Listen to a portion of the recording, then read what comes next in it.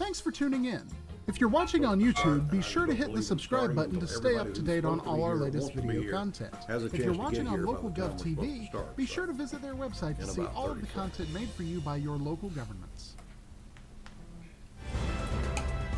Alamance County is pleased to present the Alamance County Commissioners Meeting.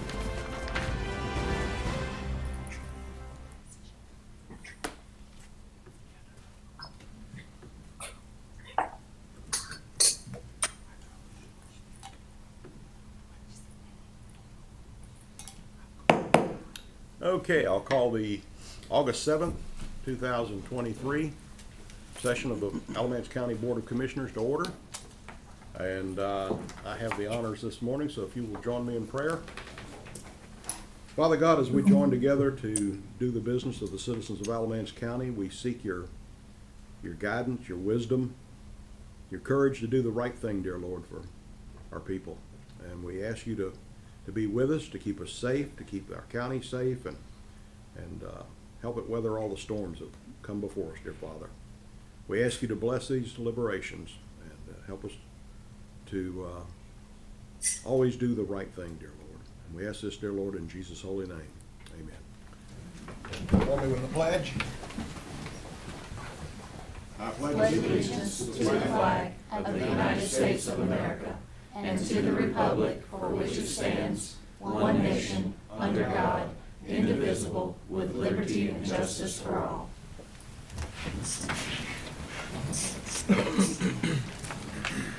Okay, you all have the agenda. Do we have a motion to approve?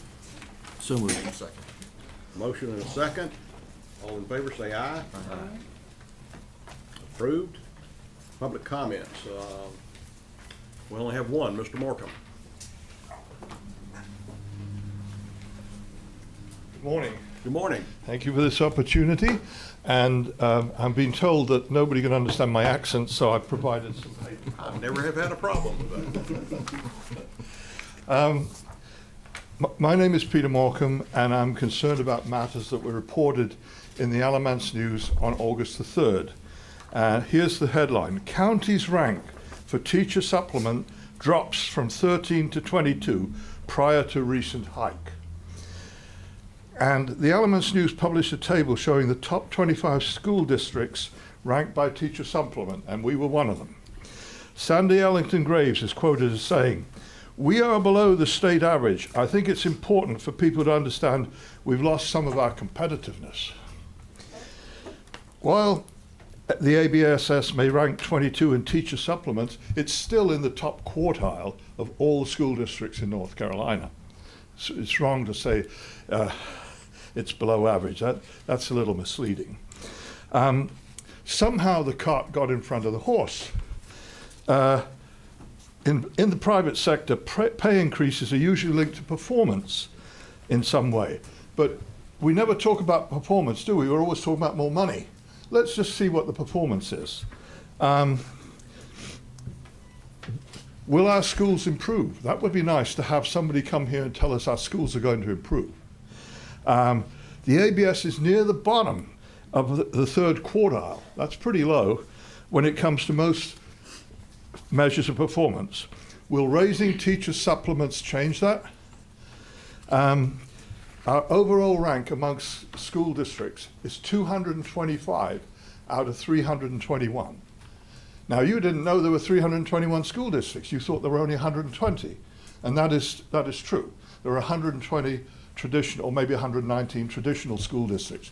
But they now count charter schools as, each charter school counts as a school district. So there's another 200 school districts, which are all charter schools. Now, we've got 4 of those charter schools in this county, and they all perform well above the Alamance Burlington schools.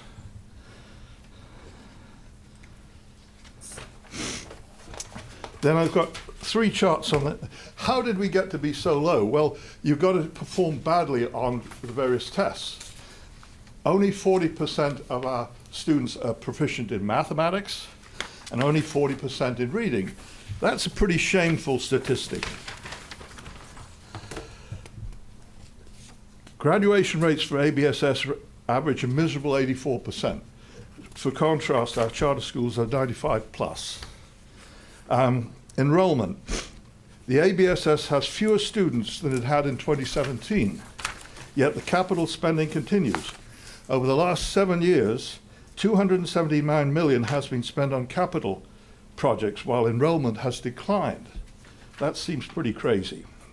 At the same time, private schools, charter schools, and home schools have grown without requiring any capital from the county.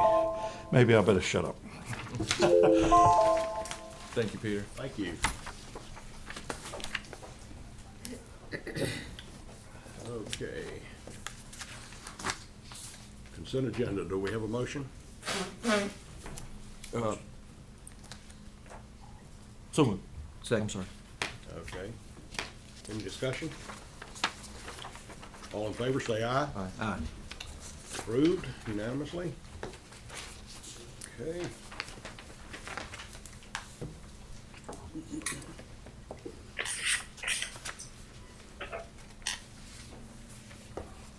Ms. Isley?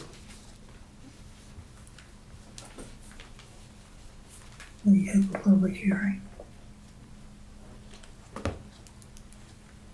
Okay. Good morning, Commissioners.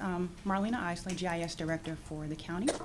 And we're here to request Board of Commissioner approval to adhere to our addressing ordinance, which has been in existence since 2011, and to address public safety issues and set road naming standards and addressing. These addressing ordinance are a common thing for local government across the state and many other states to name.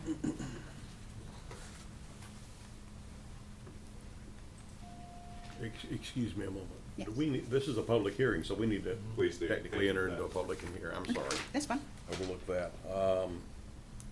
Okay, do we have a motion to go into a public hearing? So moved. Second. All in favor, say aye. Aye. Okay, we're now in a public hearing. Okay. Commissioner Thompson, can you tell me what that picture is that's on screen? And can you spell it, please? What the picture is? Mhm. It looks like a playground with a bunch of kids playing. Can I spell it? Yeah. ITLOOKS.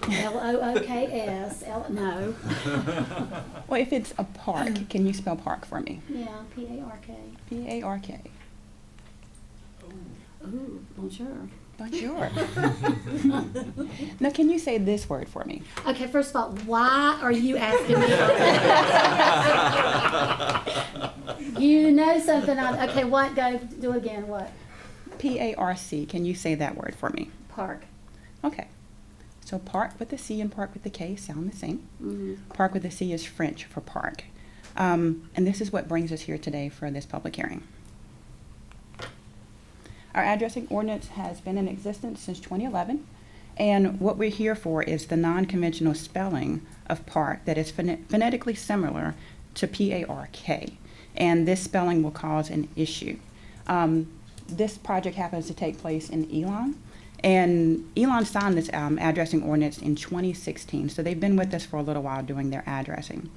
The history behind this ordinance is it took several years to approve, and the Board of Commissioners worked together with GIS, Emergency Services, and several of the municipalities in order to bring about this ordinance to increase public safety and reduce human error in 911 dispatch.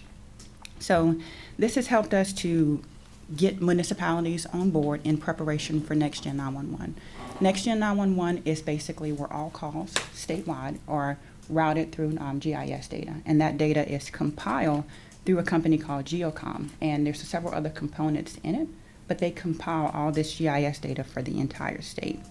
In 2011, we only had about 11,000 streets across the county, and today we've got about 14,000 and climbing.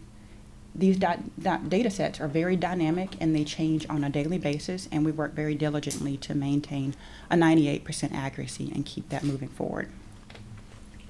We've already met with CCOM, Elon Fire and Law, and the developers in March of this year to try to go ahead and come about a resolution with the street name. They have requested several streets with park in them at first, but we've talked it down to one, and they still want to use Village Park with a C instead of Village Park with a K, the traditional spelling. And we advertised the public hearing July 20th. So our biggest issue with this is that residents and visitors will have to spell this street name every single time they call 911, and it will cause delays. And anytime they use that address for anything, so whether they are ordering a package, Amazon, requesting a service, or even a simple pizza, or trying to enroll their kids in school, they're going to have to spell this street name every single time. So anything related to that address. That orange arrow that you actually see on screen is the main street entering into the subdivision. That is what they want to call Village Park. And this is also the main entrance into the subdivision. There'll be 3 commercial buildings and 8 multifamily homes addressed off of this if this is allowed. So this development could have as many as 1,200 to 1,500 potential future residents or visitors on a regular, consistent basis that may need to call 911 at any given time. So they don't have to necessarily live there. They could just be visiting or just in the area nearby.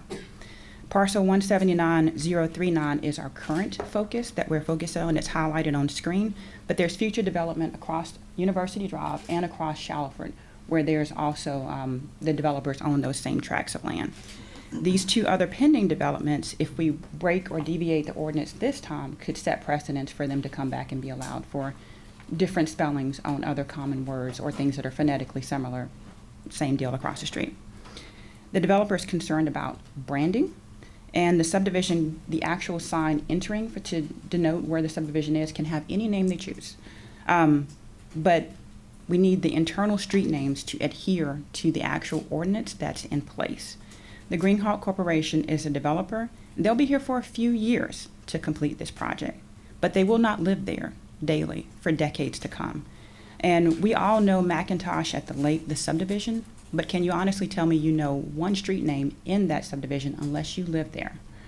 Future homeowners don't purchase a home because of the street name. They purchase a home because it fits some need or location for their family, or it has enough bedrooms, or it looks pretty, or their price range, or something like that. That's what they're concerned about. GIS is concerned about the public safety and getting the quickest response time possible. And just because local fire and police might know where this place is, we have to be able to get that call to them first. And I wanted to explain how 911, the actual caller, is a live person. Geocom is the state's GIS data vendor, so we upload data to them every single week. AT&T handles the call routing. CCOM is our local PSAP. They get the calls that come in once it's been delivered from AT&T. The telecommunicator is another live person, and that person has to answer and validate the location of the call and then the emergency. Then we get to the first responder and getting the call out to them to get the help to the caller. So many things can delay 911 call response time, and we don't need the street name spelling to be one of them. GIS delivers all this data to Geocom every single week, and we are required to maintain that 98% accuracy. But eventually, this next Gen 911 process will move just from the state of North Carolina to the entire country and moving forward. And for the state of North Carolina, there's already over 5.5 million address points and almost 900,000 streets across the state that they're routing these calls through. And we must keep this data very accurate. Most callers believe that 911 can find them, just like Google Maps. They think it's a dot on the map and it's that simple, but it's not. There's a lot of components in play. And difficulties validating that location, even if it's just one letter, can easily add 60 seconds to that call because you're dealing with a live person that's under stress and adrenaline and having to ask them questions that they may not be fully cognizant of what they're trying to communicate at the time other than I need help.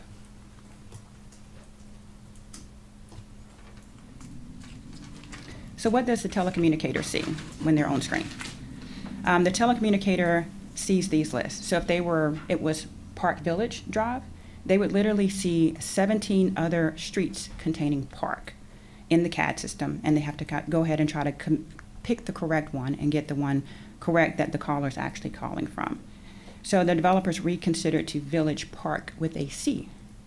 And there are still 4 village-containing streets in the CAD data set, so they're still going to need to spell it, even if it's the second word. And this non-conventional spelling still goes against the ordinance, and it still sounds just like park with a K. The approved street name list is actually needed before Elon Planning can move forward with their TRC approval. So these things have not been recorded yet. And one of the other issues the developer brought up was that we did this twice in Wake County. And so they insisted that they used it there twice, and we went ahead and we figured we'd do our due diligence and do our homework, so we contacted Wake County. And we did confirm that they did request Park Line with a C Drive, and it was they used a street name reservation application, which is what you see on screen. And we also have the recorded plats and screenshots from their GIS website, and we also checked Google, and they use standard street names every single time on there. So they use street names like Quiet Sky Place, Eliza Lane, Le Bleu Court, Longberry Place, Milltown Ridge Run, and Edward Green. Those are standard street names. Nowhere in there is a park anything. We've also given them 21 other possible streets, and we've given them a list to choose from to fit with their French theme if that's what they choose to continue with. But Wake County did not allow this, and they struck a line through it and said, we're not going to allow this. You need to pick standard street names because they have an addressing ordinance very similar to ours. So we would like to adhere to ours. So basically what it boils down to is the developer is in violation of two parts of our addressing ordinance, the non-traditional spelling, and then also because it sounds just like park with a K. This was not allowed in Wake County, who also has an addressing ordinance, and we would like for it not to be done here. We don't want to have to create an issue that doesn't need to be when we already have an addressing ordinance for that place. It's our job as public servants to do what's best for our current citizens and any future citizens or visitors that are going to live, work, or play on this subdivision. This ordinance was designed in 2011 because there were issues and problems that needed to be addressed. And we worked to create that addressing ordinance to adjust and make those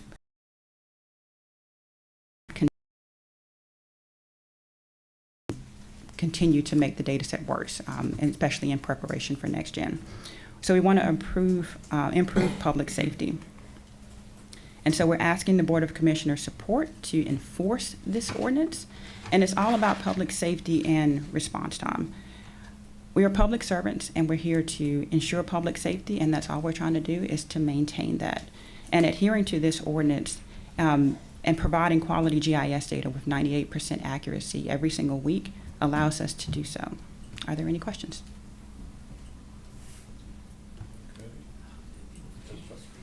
Thompson, any questions? No, she's asked me enough. Okay. Whip out some French here in a minute. Okay, well, I will let Chad come up, and Chad can give it. Mr. Lashley, any questions? I have none. Thank you, though. Thank you. Mr. Turner? I'll defer for the moment. Thank you. Mr. Paisley, any questions?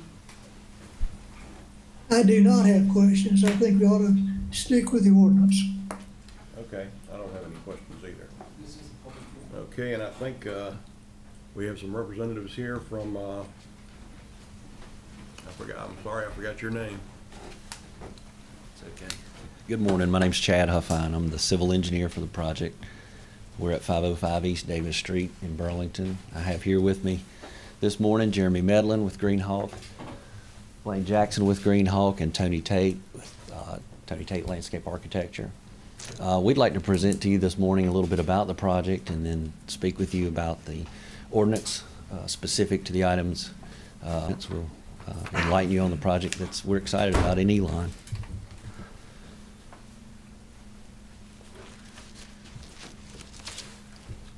Take a second and pass this out. For your consideration. Thank you, sir. Okay. Definitely get it to you. Thanks.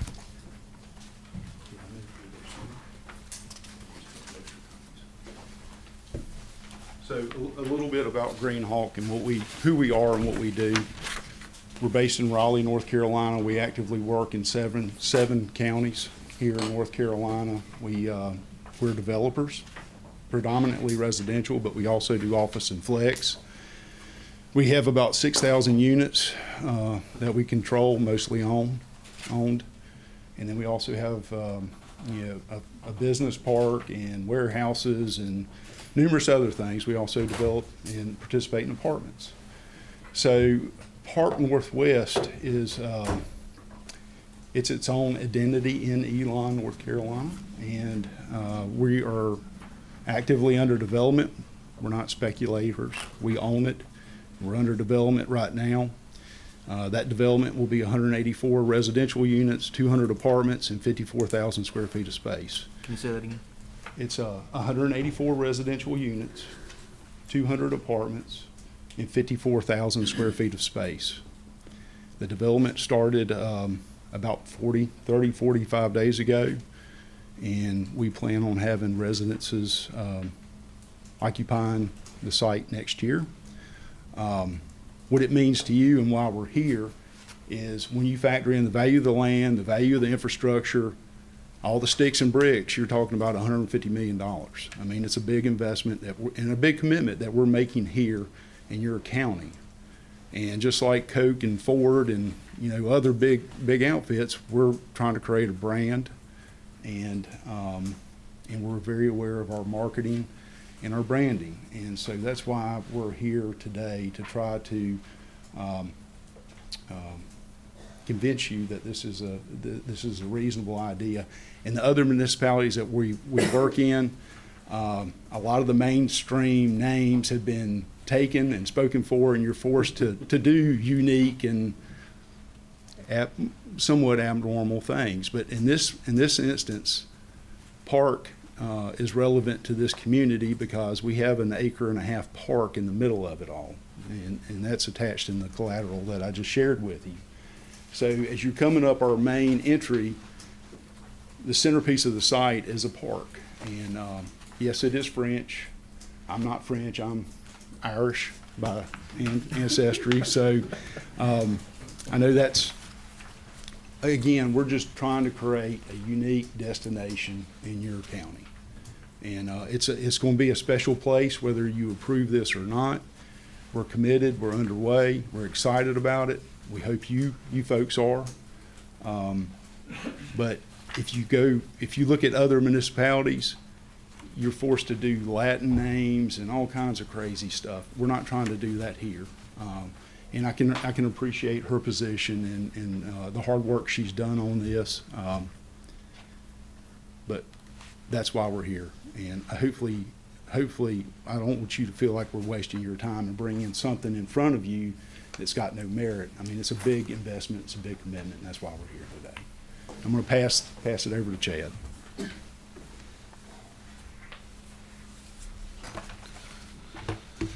All right, this is Chad Huffine again. Mr. Carter, if I could bring you some information to follow along with me.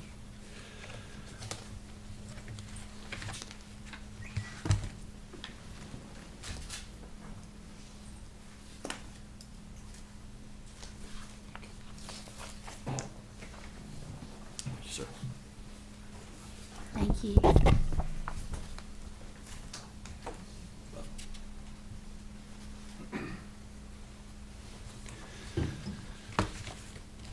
So not to belabor what Ms. Isley's brought to your attention, we are seeking an alternative spelling. In accordance with the county ordinance, and fortunately for us, the commissioners in 2011, when this ordinance was adopted, provided a provision to come before you and ask specifically for names that staff could not approve. According to the ordinance, according to the letter of the ordinance, staff has no choice but to deny this and ask us to choose other names.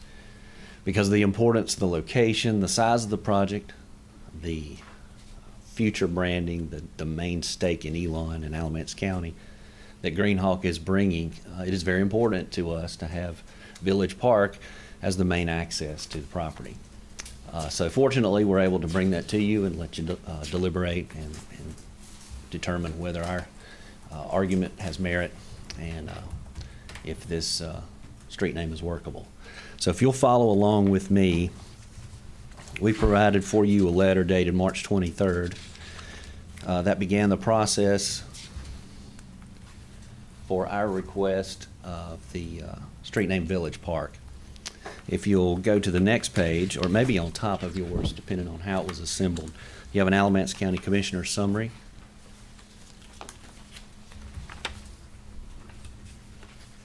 It's bold letters at the top. Mr. Lashley has it located if you all have it in front of you. So consideration of the street name Park, P-A-R-C, we believe is vital to the creation of the destination and the development known as Park North, currently underway. We broke ground in July. Park East is currently zoned in the town of Elon. That occurred in June last month. This property is located in Boone Station. We're asking that the word park be used in the Village Park access. Staff recommendation, Alamance County, is adherence to the ordinance. The ordinance provides for the opportunity to appeal and request a street name, so that's why we're before you. The signing county commissioners and authors of this ordinance upon its adoption had the foresight to incorporate into the ordinance by codification as item A, the very first item, the public hearing to allow for the process for an appeal at a staff level denial. The specific appeal is for a very unique case in a street naming, and we reference the Alamance County ordinance sections if you need those. If you'll turn the page, there should be an area, Alamance County, with a yellow sticker on the top left side. That's the location of the site. It's just north of University Drive, where Williamson I think it and... backs up to Stone Gables, doesn't it? Yes, sir, it does. So if everybody's familiar with that location, I'll proceed. If you'll look at the following page, which Ms. Isley has also shown you, there is a green highlighted area surrounding Village Park. This will be the, as proposed, this will be the largest street in Elon. It'll be about 60 feet wide, lined down the middle with landscaping on both sides, framed by large multi-story buildings. You'll see 2 of those. And then there'll be 8 townhomes on the north end of that, on the northern end of that road, which will have addresses. And then you'll see the park, the center of the development, should be in the center of the page. So what we've tried to do between March and now is evaluate all the types of street name combinations, numerical addressing techniques. We've interviewed every section of EMS, sheriff, town fire, town police. We've spoken at length with Ms. Harper and Ms. Isley to try to resolve and come up with a way to utilize this name and protect the response time that the county services are desperately trying to preserve. Secondarily, we're also trying to provide an easy destination for all your secondary delivery people. You have post office, Amazon, you have the pizza delivery, which Ms. Isley referred to, me as a traveling citizen. So it's important, number one, that we create a street that matches the community. Number two, it's important that we have a street that the CAD system can identify. And number three, it's important that we maintain a precedent with the ordinance that you all can work with following this case. We have asked that we follow the ordinance, Section A, allowing you to hear the appeal.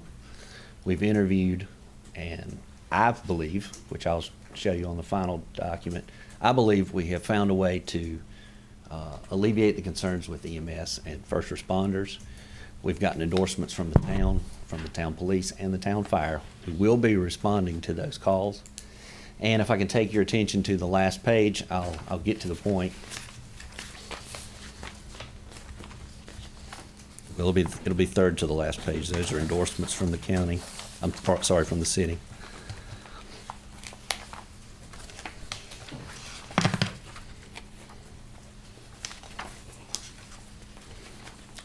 So you are looking for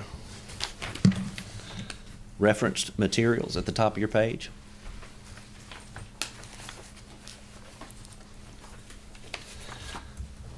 You see the bold underline Alamance County Unified Development Ordinance section texts.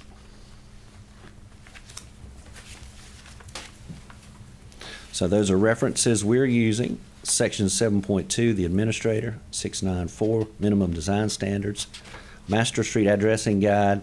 That is the ordinance, the 2011 ordinance that we are working in currently. And then 7.1.I. So if you'll go to the page preceding this, you'll see in the middle of this page addressing the specific concerns for this request. This will just get you to the bottom line, I believe, and then we'll let Ms. Isley come speak to what I've said, whether it's accurate. Today there are 26 road names within Alamance County containing the word park, 5 names that begin with the word village. Redundancy is not a concern. The ordinance speaks specifically to provide common spellings for English words in the standard dictionary. There are currently no roads or streets named Village Park with a C, or Park Village in Alamance County. So redundancy would not be the concern. Let me interject a little bit of commentary here. During some of our technical review meetings in the town of Elon's setting, Ms. Isley visited, EMS visited, we've spoken with Sheriff's Department, Elon Fire, Elon Police, etc. We went through a little bit of a trial and error, and if I'm not mistaken, the population of the CAD fields where you type in the words Village Park, when you begin to type Village Park, currently Village Park would populate itself, taking away the remaining human input. If I begin the term village, P-A-R, if park with a C was adopted, it would populate in the system. If I'm incorrect, Ms. Isley can correct me on that. But I believe we resolved it at that time, so that's the reason we're pursuing this with you this morning. So the second paragraph, given the magnitude of this street, visually combined with the overall length of less than 1,000 feet, administrators have a relatively short and isolated length of street to address. That's Ms. Harper behind me. She has to assign addresses to each one of the structures or buildings there.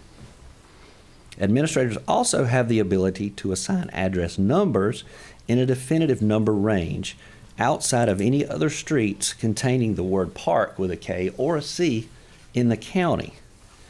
This technique would provide 2 identifiers, the address number and the street name, with an additional line of addressing to provide an additional factor of safety for spelling or data entry.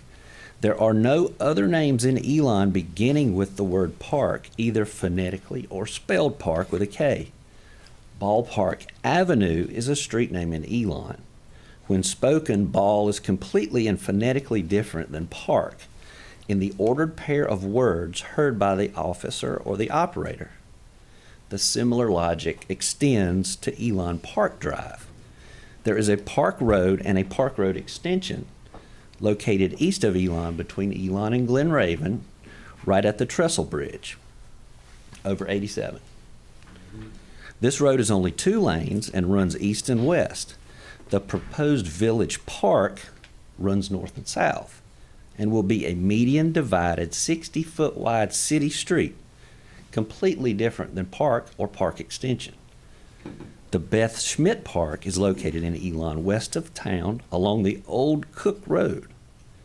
Phonetically, Beth Schmidt Park and Village Park are different and spelled completely different.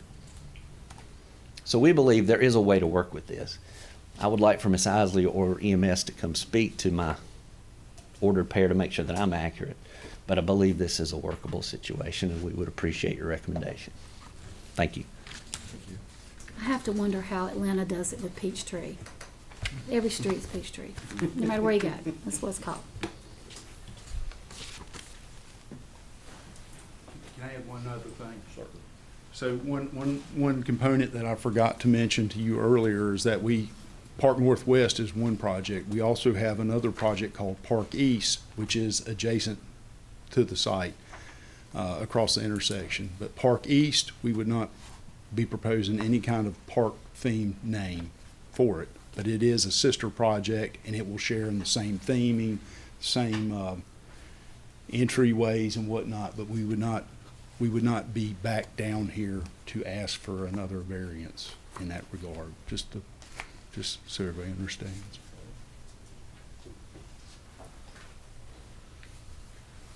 Questions, Mr. Turner? Are there any other Speakers? Speakers. Anybody else on this side of the room? Any speakers on this side of the room concerning this issue? I just had Any more? a question for Ms. Isley. Could you describe particular scenarios where the safety would be jeopardized by changing the name? I'll go back to the slide with what the telecommunicator actually sees. So when he's referring to Village Park, there are other streets in there with Village already, and the telecommunicator is going to type in what they hear. Park with the K is the phonetically similar what they're going to hear, and that's the standard spelling.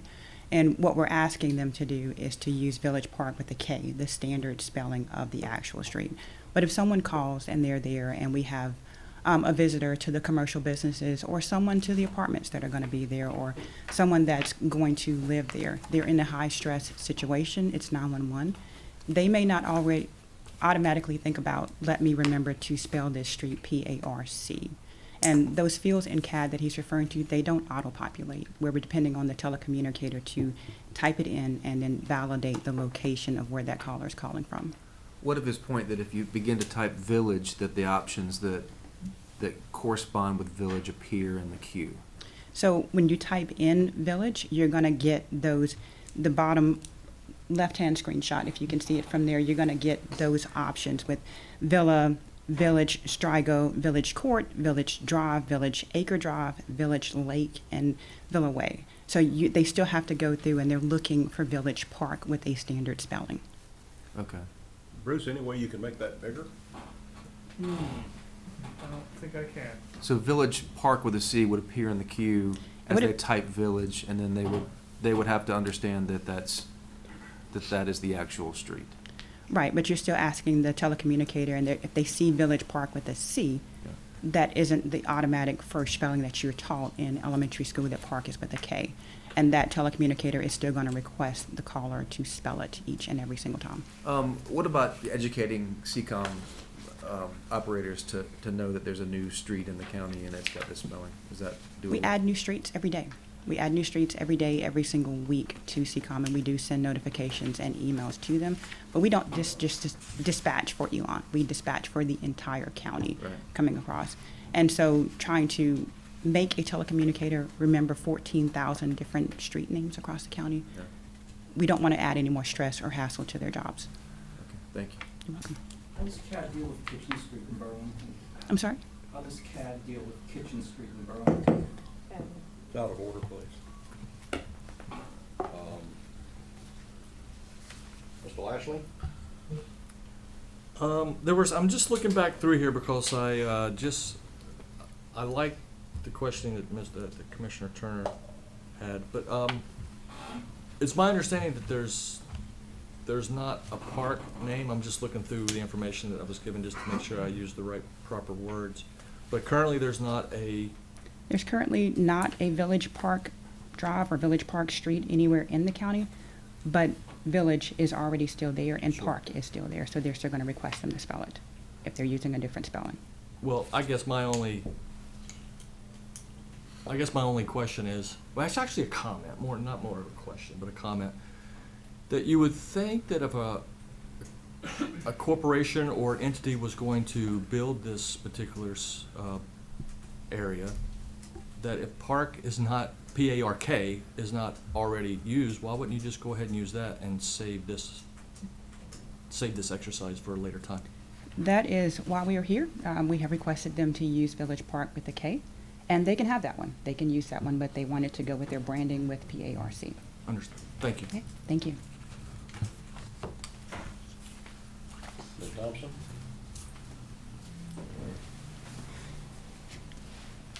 I don't know. I'm just being honest, I don't know. I understand P-A-R-C is different. It really is, but it doesn't sound different. You guys, what are you thinking? But it sounds, the place is gonna be such a distinct place anyway, but at the same time, when you're calling on a phone, you don't see it, you hear it.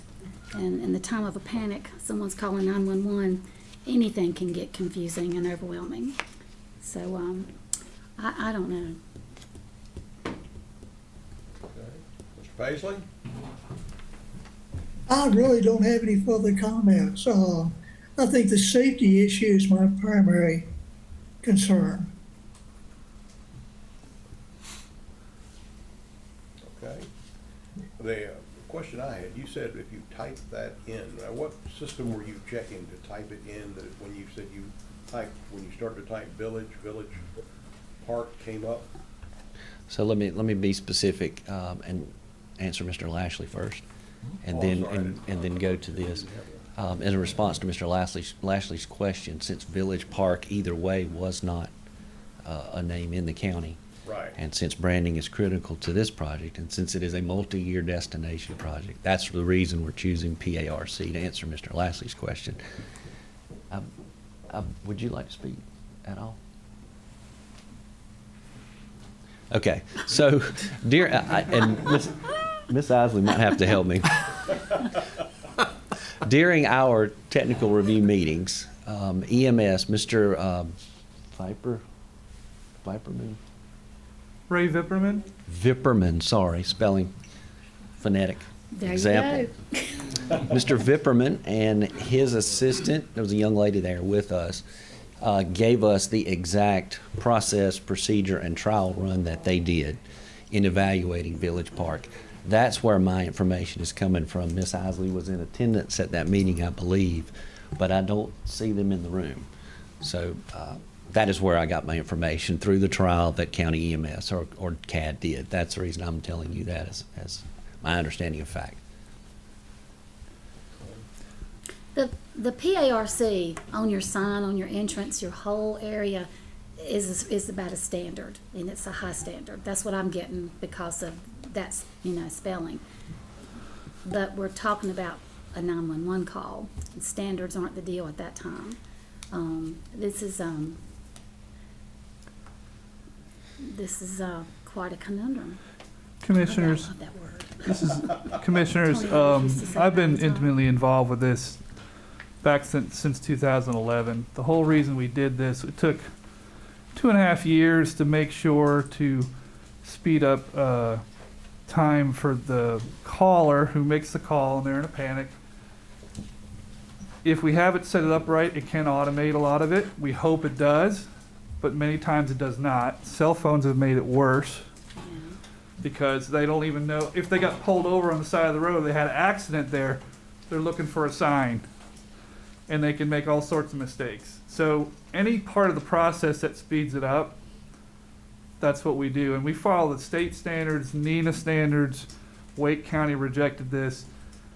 Again, we welcome them. It's a fantastic branding, the whole frontage and everything else like that. It's just that, and you can approve it and we'll deal.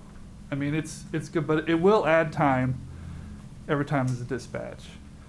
So that's just part of the process. That's why we put the appeal process. It's your ultimate decision on it. But this has been vetted for a very long time. The reason you don't have a lot of these kind of appeals is it's been established and been utilized since 2011. Otherwise, before them, they were inundated with questions. We had street signs that were spelled wrong because the signs were wrong, and people wanted to keep those names. So we had a huge cleanup of the entire county and angered a lot of folks, but cleaned it up to the point where it helped them safety-wise. And so this has been, around for a long time, and I think we're pretty proud of it. We worked with all our county partners on this. Again, with Elon Fire and Police, they're the ones who get called and say, hey, go get it. They're not the ones taking the call, and that's where you lose the time. So I just wanted to give you an insight, 15, 20 years ago when this was a real problem.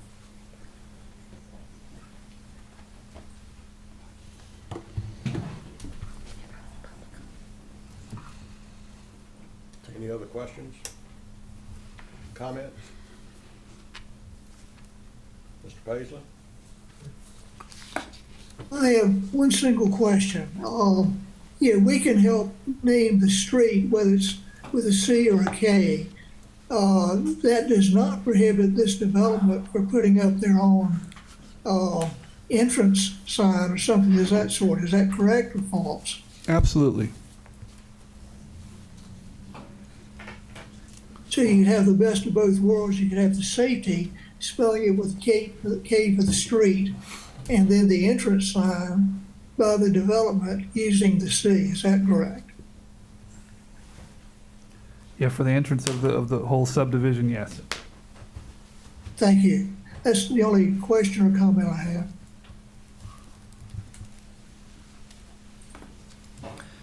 My only comment, Mr. Vice Chairman, is this, that, thank the development group for their interest in Alamance County, and if this were not important, they wouldn't be here today asking for this. The safety issue, I think, is a practical matter. If I'm somebody on CCOM and I type in the word village and I have, looks like 6 or 7 options and one of them is park with a C, I think I ought to be able to figure out that that's what this is. To me, the safety concern is with a little bit of education and with that practical method of sending the call out, I think it's not that significant. I would vote to approve it. That's my thought.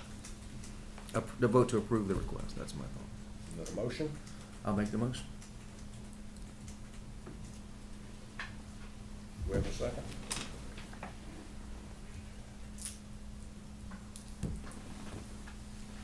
We don't have a second. Correct. Do we have a motion?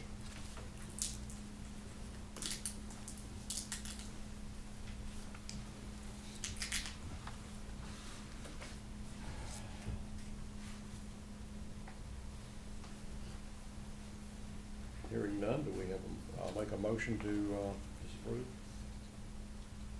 Do we have a second? Second. Any discussion? All in favor, say aye.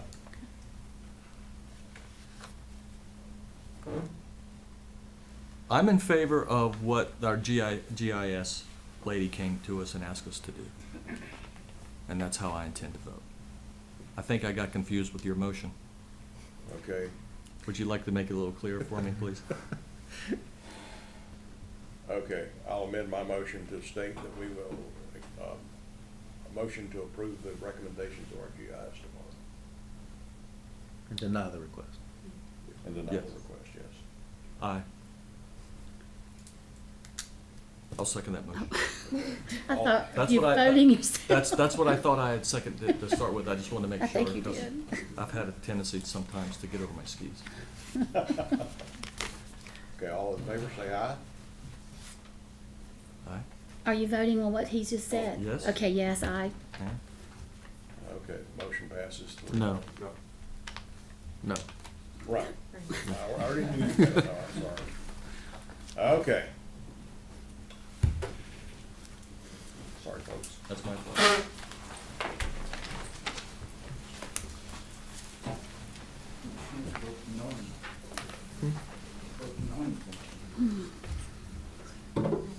Yeah, what's no in French? Okay, do we have a motion? Do we have a motion to exit public hearing? So moved. Second.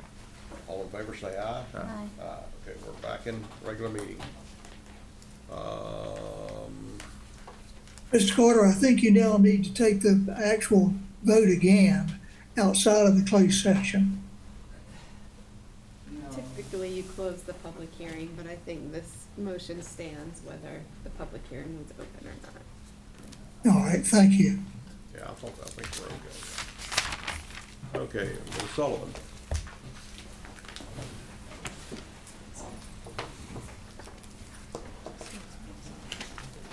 Hey, good morning. My name is Sky Sullivan. I'm the director of the Family Justice Center, both the collaborative and the county department. I have with me Deetra Betts. Deetra Betts is the executive director of Family Abuse Services, our nonprofit victim service provider in the building.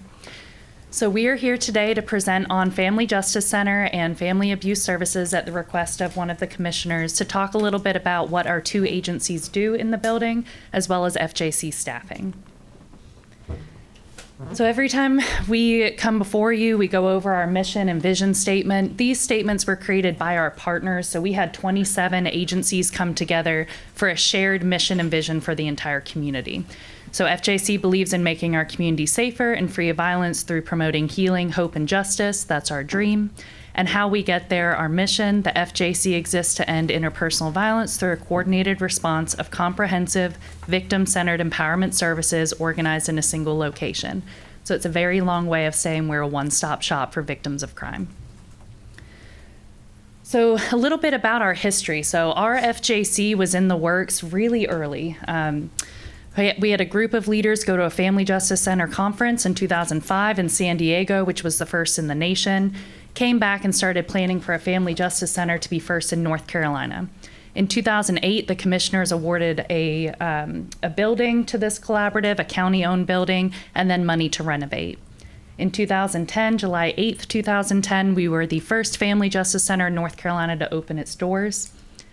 2013, we were first in the nation to implement a complete e-filing system for 50B restraining orders, which is now the model for the country. And we also started our volunteer court navigator program. This is a program that has now been taken over by Family Abuse Services that provides victims a volunteer in court to sit with them through the entire process. In 2015, we launched a lethality assessment program, which we launched with Burlington Police Department. This is a lethality screen we do on site with a victim. Law enforcement conducts that screen. It's 11 questions. If they screen in as high risk, they automatically call Family Abuse Services from the scene. This is a homicide reduction tool. They found that victims who were murdered by their abuser, about 4% ever interacted with victim services. So our goal is to close that gap. 2016, we were awarded an OVW grant, Office on Violence Against Women, for the Elder Justice Project. This was a project that was really spearheaded by the DA's office, but coordinated by the Family Justice Center. And it required a lot of partners to come together to serve victims who are 50 plus. That is the federal definition of elder, not mine. But 50 plus, we do have a lot of citizens in this county who are at that age range. We do have retirement communities. We have victims experiencing a lot of the time financial exploitation, neglect, or abuse by a caregiver or family member in their home. 2017, we launched a centralized intake process for the FJC.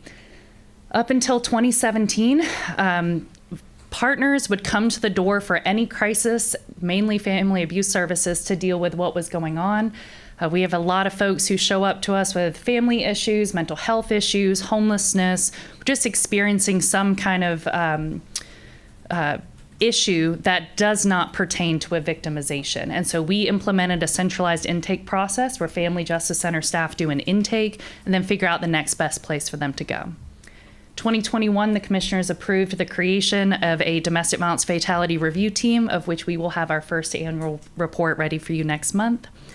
2022, we became our own county department. So 2009 until 2022, Family Justice Center started under the Sheriff's Office for a brief amount of time, then went under Department of Social Services, and then we became our own department July 1st of 2022. So that is the first time you ever saw a budget or any kind of staffing for the Family Justice Center. And then 2023, you all approved for us to start a Camp Hope cohort for children who have experienced trauma or witnessed trauma, and that's the first program of its kind in Alamance County. There's a lot of history to try to condense down into a timeline, so we just kind of picked the highlights to go over. Of course, there's a lot more that this collaborative has been doing. So to talk a little bit about Family Justice Center staff, we have 44 professionals in the building from 12 different agencies. Family Justice Center has, at this point, 6 staff in the building and then 2 off-site. FJC director and a front desk specialist were established when the building opened. And then we added that centralized intake process in 2017. So in preparation, added a part-timer and then a full-time person to navigate or to do those intakes. On a daily basis, it could be 4 intakes, it could be 26. It depends on how many people come through the door. We also added a client services coordinator in 2017. And then with the Elder Justice Project, we added a coordinator through that grant and a Elder Abuse Services coordinator for our partners. The coordinator position did go away when the grant went away. That was the nature, that was the design of the grant, and just left us with one person who does case management for victims that are 50 plus. We do have a victim liaison who is housed at the Sheriff's Office, so she is off-site and works with their Special Victims Unit. And then the Domestic Violence Intervention Program, it's most commonly known as Abuser Treatment Program. That was established in the county in 2005. back when there was some kind of court services department or justice department, and when that department dissolved, that position went under DSS and eventually under FJC. So it's currently located under FJC. They do not operate in the Family Justice Center. No abusers receive services at the Family Justice Center. Do y'all have any questions about staffing? I know I speak really fast, so I just want to make sure. Ms. Thompson? I'm good. Okay. Mr. Lashley? I'm fine too, thank you. Thank you. Paisley? No, thank you for your presentation. I think, I gotta say, this is something Alamance County really needs to be proud of. I mean, it's quite a program. I hear constantly good things about it, so. Thank you. Well, we're about halfway through, so I just wanted to take a break and give y'all a second, and we'll continue on with our partnerships. So we have right now 12 different partners in the building. We do have one pending to bring in peer support services, and as soon as that contract's approved, we're going to add them to the list. Some of these partners were day one partners, but some of them have been added over the years as the needs have grown in the center. As I said, we have 44 professionals from 12 partner agencies on site. Number 6, RHA Health Services, what is that? So they provide a therapist to do mental health counseling with victims. On your site? On site, yes. That is the contract. They have had some staffing challenges, so we haven't. So RHA is the service provider, and VIA is the MCO, the management of the service providers. Is there, with just shortages for RHA, that one, is there any other body that's doing those services? Yes, and we are contracting with a second agency to hopefully come in and provide those services.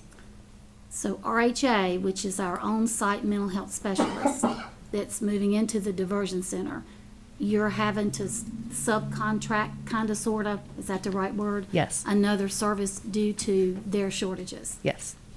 Okay. Thank you, Scott. You're welcome. All right, these are our off-site partners. We cannot put every agency in the county on this list, so we kind of picked who we call and work with most often. This is a mixture of partners with we have another victim service agency off-site that works with children, so that's Crossroads. We work with them, the school system, clerk of court, the court systems, and then we have specific partners for our Elder Justice Project, and those are sprinkled in through here as well. So picking relevant stats for y'all is really hard. I love statistics, and I really could give you a whole spreadsheet of everything that we do. Tried to pick the 5 that would really represent what we've been doing. So since we opened in July of 2010, we have served a total of 14,180 victims, 19,154 times. This is just in person. We also serve folks over the phone, and electronically, and then Family Abuse Services goes to other locations. This does not capture who is being served at the hospital, in court, at different law enforcement jurisdictions. These are folks walking through the doors of the Family Justice Center. Between 2011 and 2022, about said 2012, demand for services has increased by 192%. First year we opened, we served a little over 450 victims. We are now averaging about 2,000 a year. So we are going up significantly in who is coming to the door and demanding services. Since 2013, the FJC has e-filed 4,324 restraining orders on site. So victims who need what's called a domestic violence protective order, 50B, restraining order, they're all the same thing. Instead of sitting in the clerk's office or sitting in, taking up space in a courthouse, they come to us to file that paperwork. The process takes about 3 hours. And as I said, Alamance does some magical things. We were the first in the nation to do this e-filing process. So they come in, they have an intake, and then Family Abuse Services spends about 3 hours with them filling out the paperwork, filing. Then we have someone from the sheriff's office that coordinates the filing. Clerk of court comes on a screen and swears them in. The judge comes on the screen, does a hearing. Sheriff's office is in the building. They go serve the perpetrator from the FJC. Everything is done in-house. The victim does not have to go anywhere. Before we had an FJC in this e-filing process, on average, a victim had to go to 9 different places to get this process completed. So that is all in-house now. There are an average of 3,000 referrals made to on-site partners every year. So Family Justice Center staff do that intake and then make the right referral. We don't do an intake every single time someone comes in, just the first time they come in and do that danger assessment. On average, my staff do about 1,500 intakes per year. 75 to 80% actually get through the process to a victim service provider, which is Family Abuse Services. We do about, it could be, I think the lowest I've seen is 17 in a month, and the highest I've seen is 40, where a citizen is not at the right place, but they need help, they are in crisis. So that's where my staff comes in to make sure that precious resources like a victim service agency isn't spending hours helping someone having a mental health crisis or who is homeless looking for a shelter to go to, because they are already above capacity of who's coming in who needs help from their service, their agency. So your staff does the intake and then it's handed over to Family Abuse Services? That is correct. So I'll go through the client flow. I'm sorry this didn't show up as big as I wanted it to. So client comes to the FJC, they get a warm welcome by our front desk specialist, and then we check for a conflict. We're making sure that person is not a violent offender or the other party on a case that we are currently working with. So FJC staff can screen out folks from that 1,500 that we do. They could be the offender in the case. They could be in the wrong place. We're getting a lot of folks coming to us where there is substance abuse involved in their home and their family members trying to take custody of children. That is not something that we have the ability to help with or the expertise in. They still need help getting to their next right place. Those can take us an hour plus, and that never leaves FJC staff that or goes to the victim service agency. So we move them into a room. They do their paperwork, we go through confidentiality, an intake, and then we do a danger assessment. That comprehensive danger assessment gives them a number on how high risk they are. Danger assessments 10 and above are high risk cases. We average 17 on our clients. That really isn't exceptional to us because it takes folks being in high risk situation to come seek help. We're not a place you go to when you're in that pre-contemplative stage. That's after law enforcement has been out, CPS has been out. Folks don't want to come out and say this is happening in my home, right? So we expect the high risk cases are coming to us. The navigator does that intake, and then once the intake is complete, we are referring to all of our partner agencies on site. The little bubbles around number 6, those are the different services that our providers on site can provide to them. So we're navigating them. I will say 99% of victims who come to the front door are going to Family Abuse Services first because they're in crisis. They need safety planning, they need a safe place to go, they may need a restraining order, whatever that looks like. After that, the FJC staff go back and say, what else does this victim need? And then we are going to do all of the referrals to our partners on site. We manage everyone's calendar so that when a victim comes back for an appointment, we know who they're meeting with. Most people come back, they don't know all 12 agencies on site. They say, I have an appointment today. And we look at the calendar, okay, you have an appointment with our attorney. You have an appointment for high lethality safety planning. You have an appointment for a forensic interview. We can kind of coordinate them in the right direction. So we're a lot of administrative support. We also administer the grant funding that we have for financial assistance for all of our partners. So this pot fluctuates between $24,000 and $80,000 per year, depending on which grants we have. This is a low year, it's $24,000. The Elder Justice Project gave us a lot of client financial assistance that we don't have access to now that project has ended. But for our partners, so that they can spend their time working with the client, we're going to arrange emergency drop-in daycare, a bus pass, relocation, that could be a train ticket, a plane ticket, lock changes, emergency hotel placements, gas cards, etc. We also hand out things like security cameras and things like that for general overall safety. That way our partners, again, can continue serving their clients. They bring us a form, this is what we need, and then our staff work on the background to get it all coordinated for them so they can continue providing services. We also have the Elder Abuse Services Coordinator who's providing case management for victims who are 50 plus. This is really important because there are a lot of people who screen out of adult protective services because they do not want services. And when somebody has competency and free will, they can say, I elect to not receive any of these services. So DSS can send us that case, law enforcement can send us that case, and then we have a person who's not really connected to either agency calling them and saying, would you like to come talk to me? That is our resident expert, LaTanya Hall. She's been with the county for, I believe, 25 years now. So she's been a social worker for a very long time doing this work. And we have a high success rate with elder victims coming in. The biggest barrier we face is elder victims are ashamed to tell us what's happening, especially when it's a family member. They don't want to get grandson in trouble or son in trouble or their caretaker who might be the only person they see that week. So we're any victim under 50. law enforcement to use, so we coordinate that for them. And then, as I said, all of the referrals in the building. One question. Yes. The emergency hotel placements, is the Justice Center solely responsible financially for that service? Since that another shelter, when I worked there 100 years ago, is no longer actually there. And I'm just curious, is Family Abuse Services got any skin in the game with finances for that, or is that solely on the Justice Center? That is an excellent question. And I will actually let Deetra jump in on that one. Yes, we also, through some of our grant funders, have client support services where we'll pay hotel accommodations for individuals that need it in that crisis, especially during after hour times, during the weekends and things of that sort. We have a collaboration with one of the hotels to provide a discounted rate for us to provide those services with a confidential name for them, and have that process set up to make sure that they have somewhere to go in that immediate crisis situation. So you're both putting into that pot of money? Mm-hmm. So their pot of money is separate from Yeah, ours? it's separate. So we have Council for Women, we have GCC, we have the different pots that we can allocate towards any type of client assistance that's needed. So it could be even relocation, getting a plane ticket, in the same process, but a different entity. How is that decided? Because if I'm not mistaken, and please correct me if I'm wrong, last year presenting, the FJC had over, what, about $37,000 in money for emergency housing services. So that's totally different, or are you both doing that?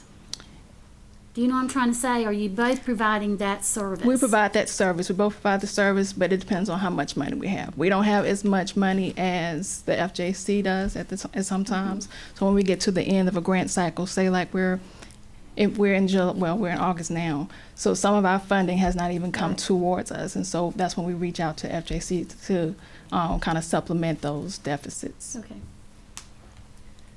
And something I'll add real quick is that this demand has really skyrocketed since COVID started.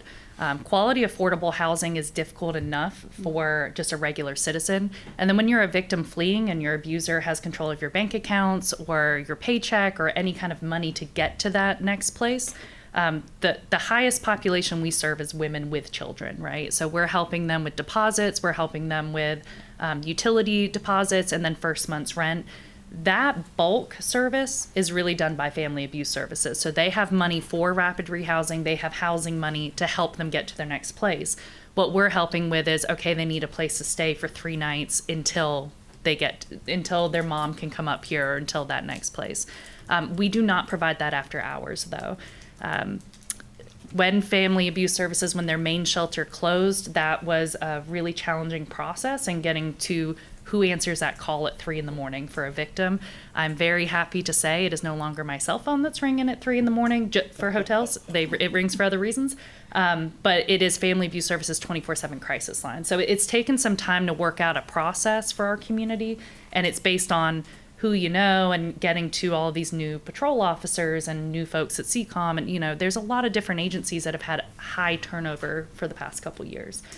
Every time our partner agencies have turnover, we have to go in and retrain, and we're also really, really busy right now. We are seeing the highest numbers in our entire 13-year history. So it's just a hard time in general to get out there. But I would love for you to talk more about Family Abuse Services. So Family Abuse Services is one of the many partnering agencies in the FJC. I've been with Family Abuse Services for a little over a year now. And so I find it to be a very rewarding process.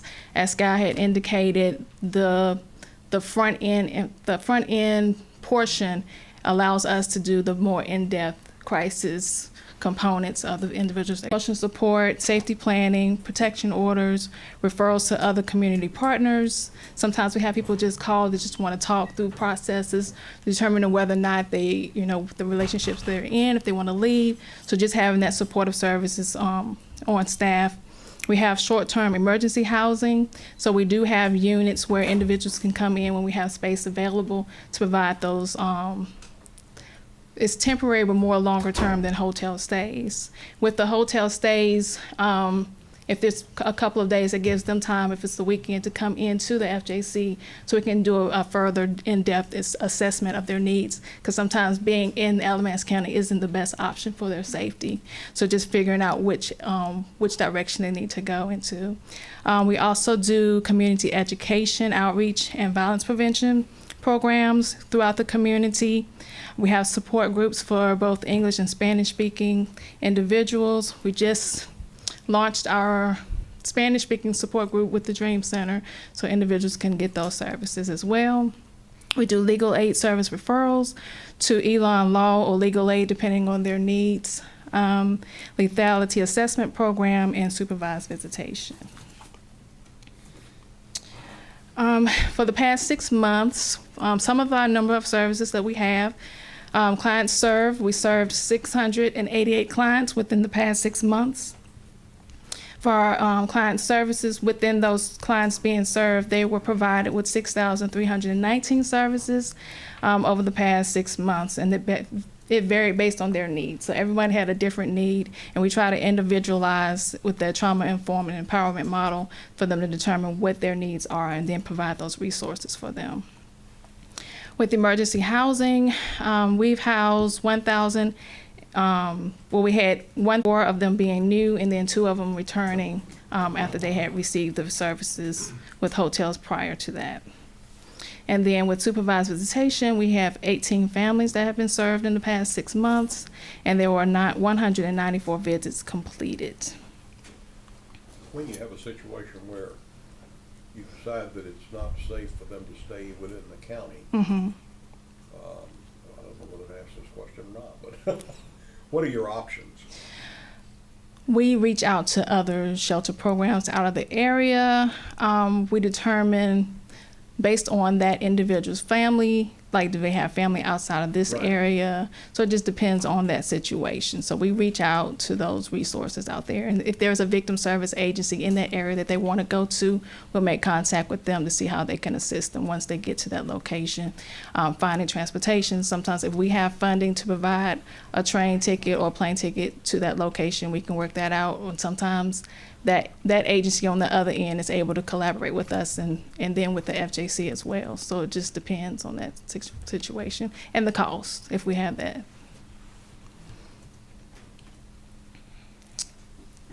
All right. Any other questions, Bill? Very interesting. Beg pardon? It's very interesting presentation. Just for clarification, when somebody walks in and your person does the intake, are your employees, your advocates, or whatever that terminology is now, are they doing the actual 50B e-filing? Yes. So you're the walk them to that? Yes. So our staff are very much like a triage. Okay. So kind of like what y'all are planning with the diversion center. They come in and somebody has to figure out, why are you here? Are you in the right place? What was the most recent incident? And then which service provider needs to see you right now? Intakes last between 15 and 30 minutes. We are not getting their whole story. It is what was the most recent incident and doing a danger assessment so Family Abuse Services knows this was the correct person to come here.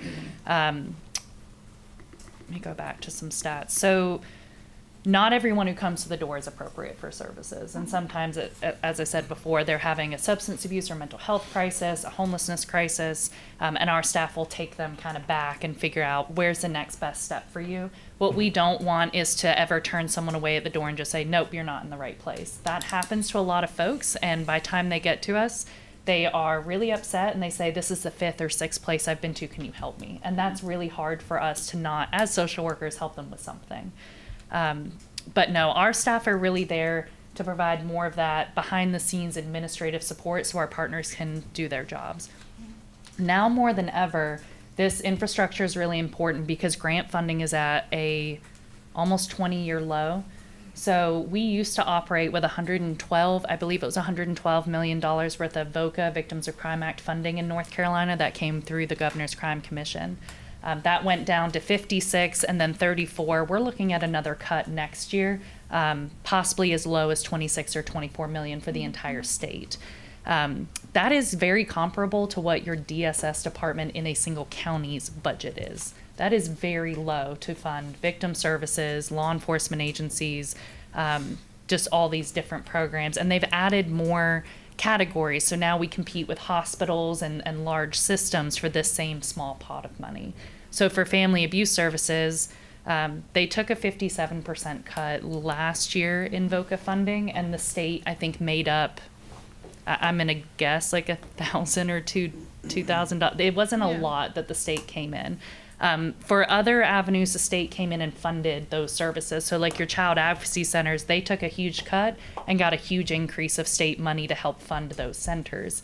Domestic violence service providers did not. So the entire state shares about $9.5 million for every DV agency. In a lot of counties, these agencies are closing, and it is becoming the responsibility of the county to provide services. So we have some neighboring counties, their domestic violence agencies closed, and they had to figure out really quick, how do we provide these services?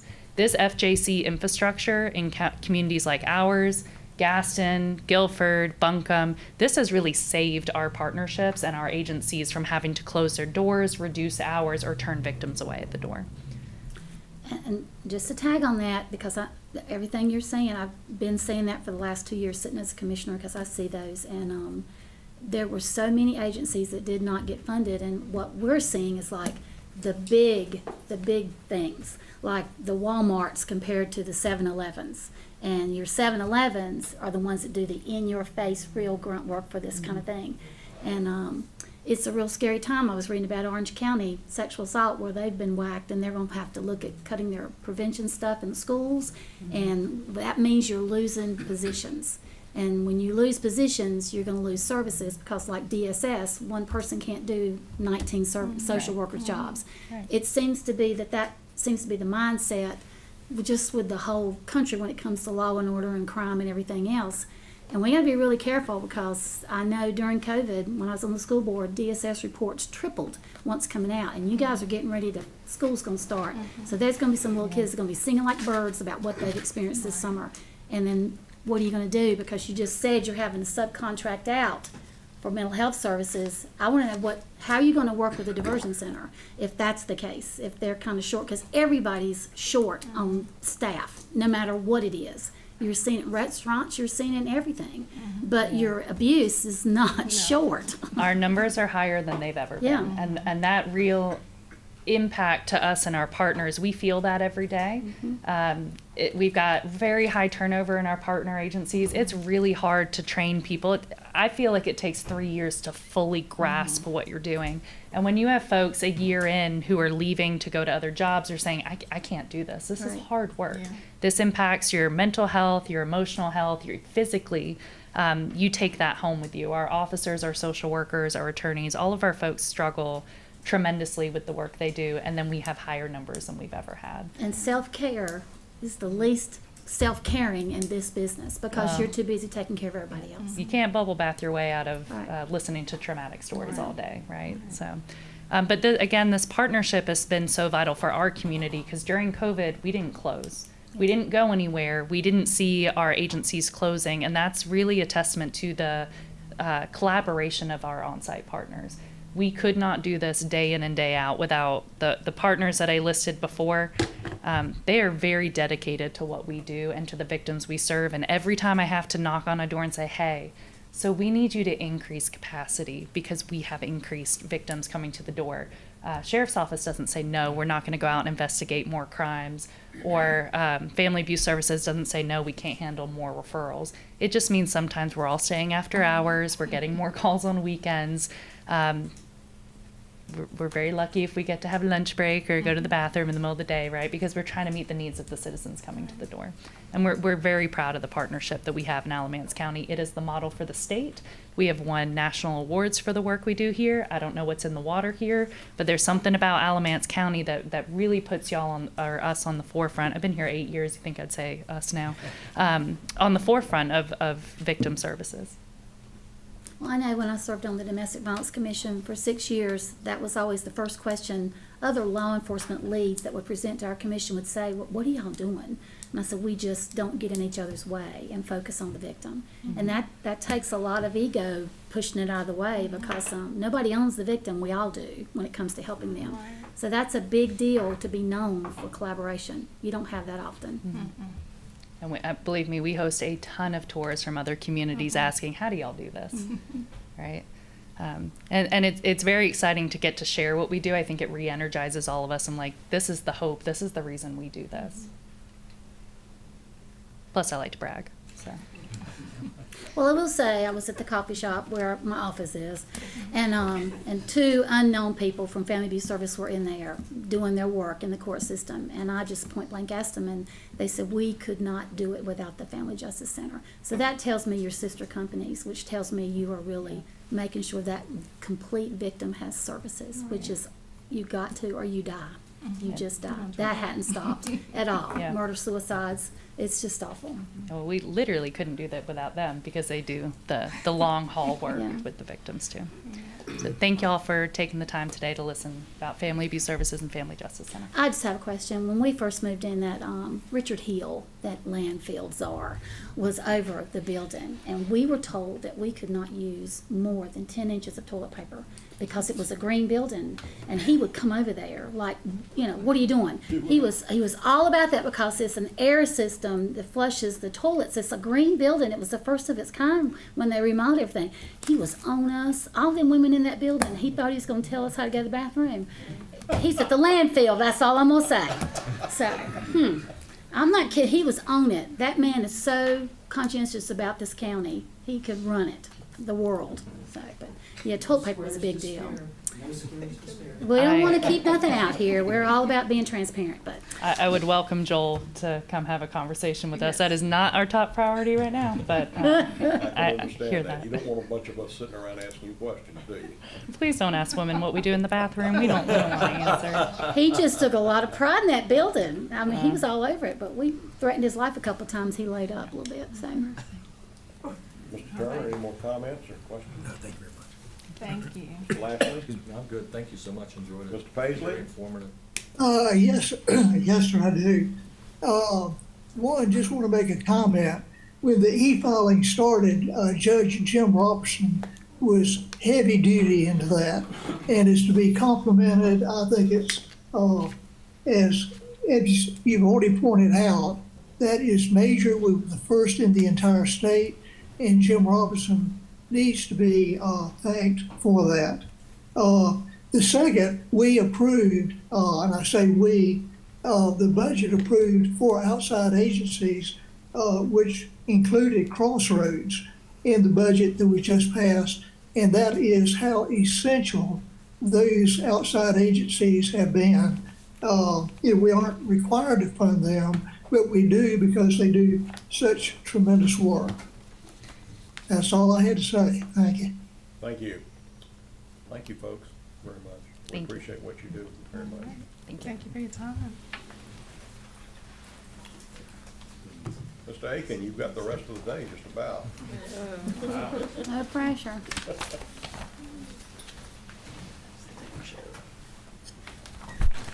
All right. I promise to keep it under 2 hours. Okay, that's the plan. I'll promise to stay away. I won't tell anybody. That's good. I was just happy earlier when Commissioner Thompson was asked to spell something that it wasn't me. I'm a math person. I live on spell check. Just breathed a sigh of relief at that moment. So thank you for letting me come before you today. I've got a number of items, so I'll try to move through them relatively quickly. So the first item is the annual settlement of taxes. These are our taxes from tax year 22 through 23. These are the bills we issued last year. And each year I come before this board to give an account for what we've done in collecting the taxes. So for 2022, our total levy was $93,577,915.66. Of that, we collected $92,622,054.54, leaving an amount uncollected of $955,861.12. That is a collection rate of 98.98. So how does that compare? Is that a good rate? It is what we call points. It's 2 points down from last time. That's 0.02% down from last year. But when you compare the 5-year average, our average is 98.79, median at 98.71. This is pretty good for recent years. I have to admit to perhaps have been a little distracted in the past year. I don't know why. But I feel very good that we were able to collect what we did. That's very close to the 99 from last year. When you look at the collection rate over time, you can see that there is a kind of an up and down but general state of decline until 2013. From that time, it's been generally up. This year being one step down from last year, which was our highest year, meaning this is our second highest year on record. Now, I don't know what happened prior to 20 years ago, but for the records I have, this is our second highest year. So I do feel good about 98.98. One measure would be to compare us to other counties.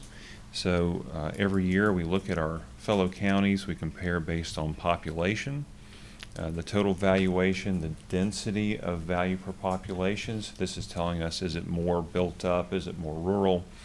The median household income. We also weed out any coastal or mountain counties because their economies are largely tourism driven, sales driven, not as much property tax driven. And from those, we find the most similar counties. Our most similar counties are Pitt, Rowan, Davison, Randolph, and Catawba. You'll see that they have an average of 98.71%, and of course we're at 98.98, so we feel we're doing well as compared to our peers. There's always a few overachievers in there, but that just tells us that we have something to aspire to, that there's room for growth. I would like to point out that each year we seem to be handling more funds than the prior year. We processed an additional $1.8 million this year above the prior year.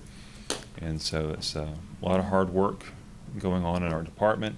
And I want to take the opportunity to thank our collection staff, Cindy, Kathy, Michelle, Jamie, Penny, Renee, and Candy.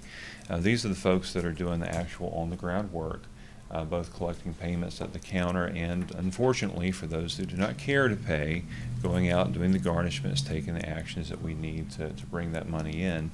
When we have a good rate like we do this year, it's nice to be able to stand up here and be the face of the tax department and say we've got a good collection rate. But the reality is that these are the folks that are doing the work, and I'm very thankful for that. I also want to thank the board for its support. You know, one of the things about being your tax administrator is I'm very fortunate. I've been supported by the board, I've been supported by management, I've got a great team that I work with every day. So if we have good results, that's really probably other things happening I just get to step in and be the face of. If anything is messed up, it's probably me, but I've been well supported and I'm very thankful for that. Quick question. Yes. Have we done any sort of a study to see what the composition is of what's creating that $955,000 uncollected? Sure. It's a blend. The majority of the uncollected is our real and general personal property, like business personal property. Over the lifetime, we do collect most of that. For example, if I look back, it should be in your packet, to 2013, we've collected, as of this date, matter of fact, that's my next item, down to just 91,000 remaining. We've got 99.87% collection.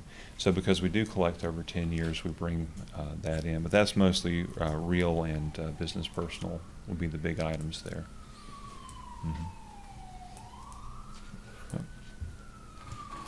So the next item that I have on the agenda relates to that. This is a request to write off 10-year-old taxes.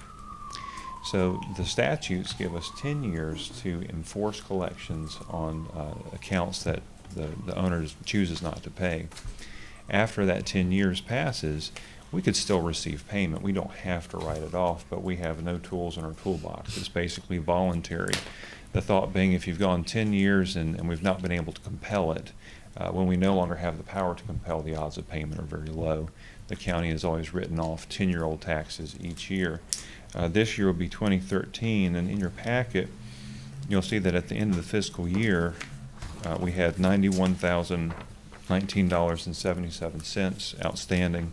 As of this morning, that was $88,577.88.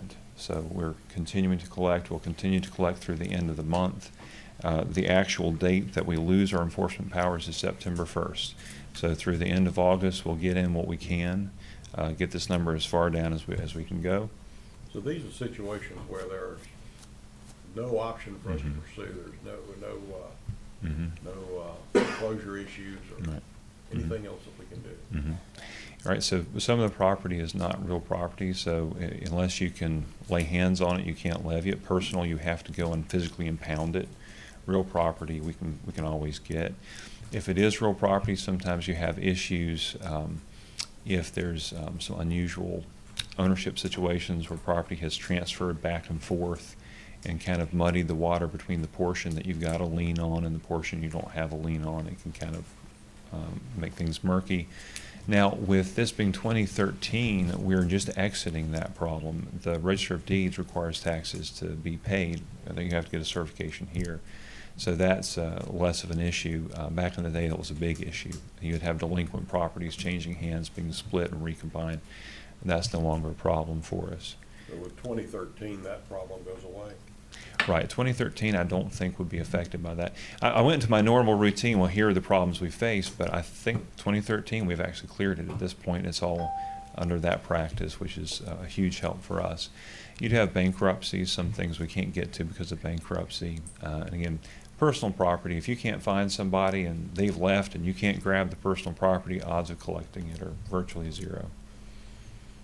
Mr. Chair. Mr. Yes, Chair. yes, Mr. Paisley. I think we need to take a vote on 7B before we take up 7C. Okay. I think that was just a report, Yeah. but I don't think there's a vote required on that. I'm looking at the attorney. You can take a vote to accept it for sure if you would like. Do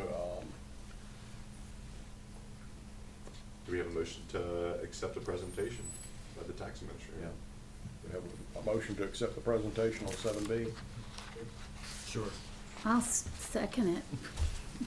Okay. Any discussion? All in favor say aye. Aye. Aye. Approved. That was easy. What if we don't accept it? So while we're in the mood for a motion, I request a motion. I request a motion. Now that we've got a trend, right? Right, got to go with momentum. Request a motion to be able to write this off effective as of September 1st. Now, we will have, let's say that we issue a garnishment the last day of August. It processes. We may continue to get payments for months, and so we'll allow that to run until it runs out. But once it stops, we can't reattach it. We've lost that ability, and so we'll, at that point, write that off.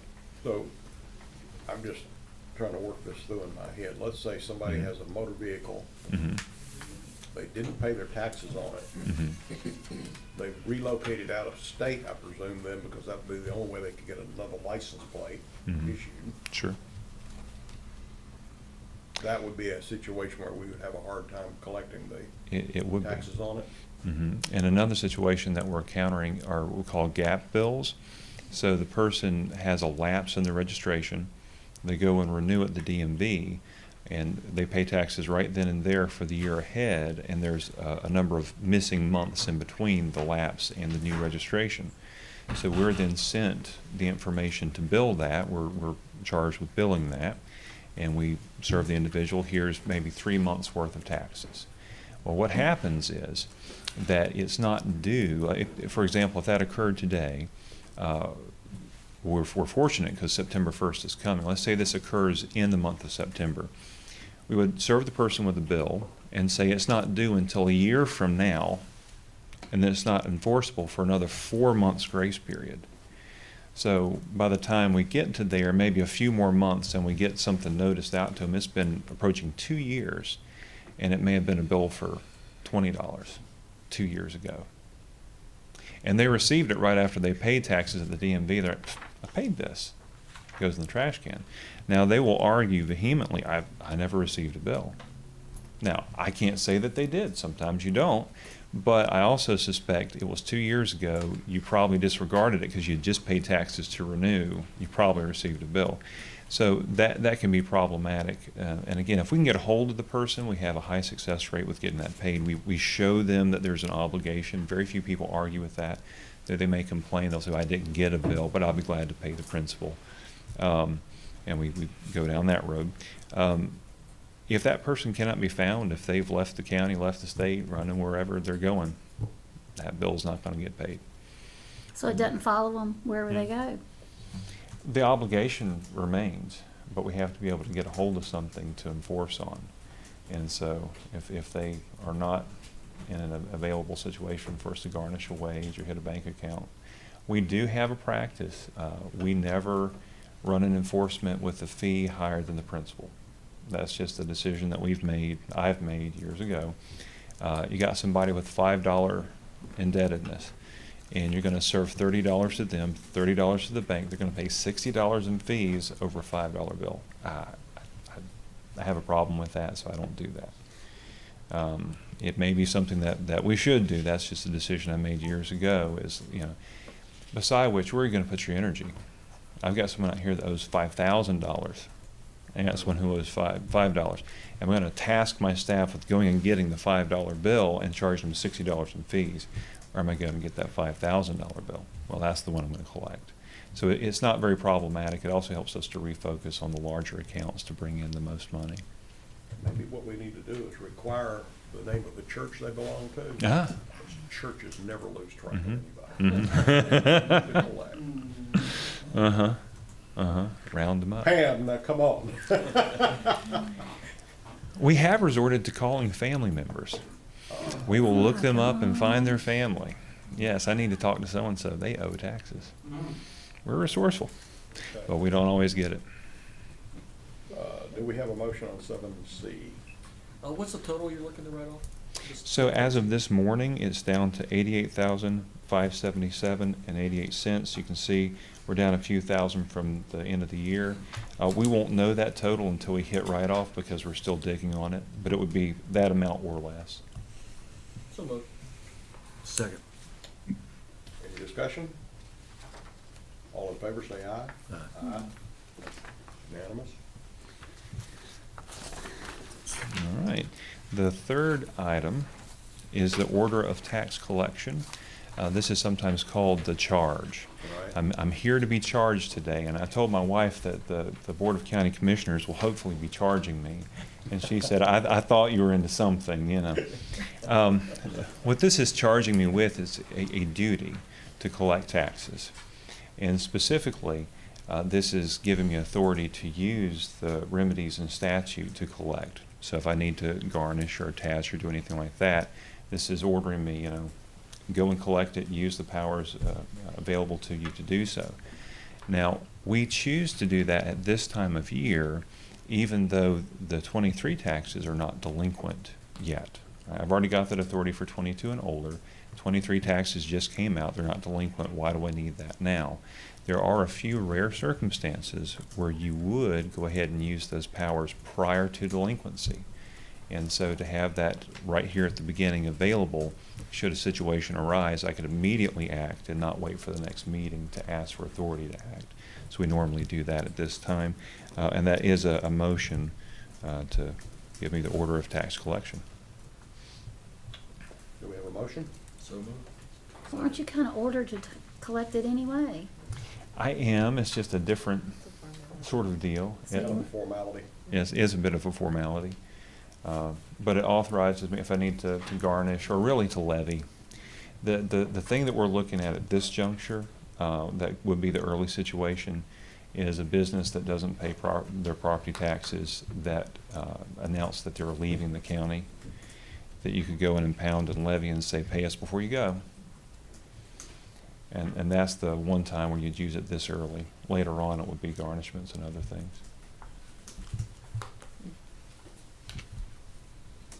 I'm sorry, did we have a second? Yes. Okay. Any other discussion? All in favor, say aye. Aye. Thank you. Unanimous. All right. So on to the last item. I've been asked to talk about that there have been some concerns raised recently about how the revaluation impacted different types of properties, and just wanted to kind of go over that with you and answer some of the concerns that I've heard. And my first point is that we talk about the real estate market as if it's one market, but it's really many sub-markets that we are grouping together. And anytime I'm appraising something, I'm not interested in the market, I'm interested in the sub-market that it lives in. A good way to think about this is if you've got somebody that's interested in buying a home out in the rural part of the county, they're probably not looking for a townhome in the middle of the city. These are both part of the real estate market, but these are different markets. Those are not the same buyers. If you need a large home, you've got a large family, you need 5 bedrooms, you're not going to look at a 2-bedroom home.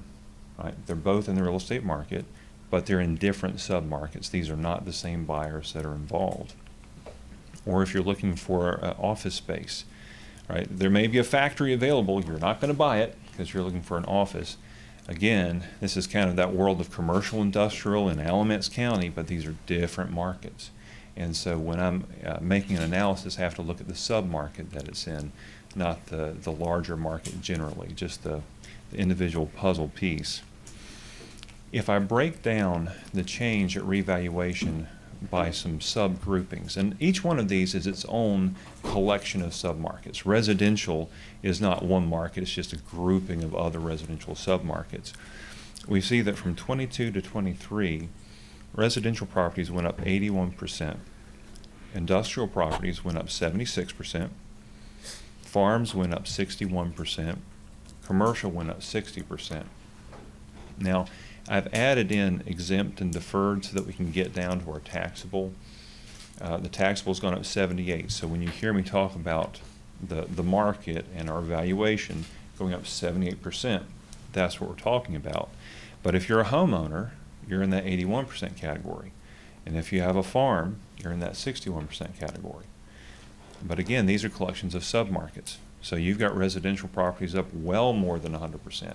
You've got some that are up 60%, right? There's a range of values. This is the average or the bottom line of each of these groupings, but you've got folks all over the place within these groups from high to low because there's all these little sub-markets inside of them.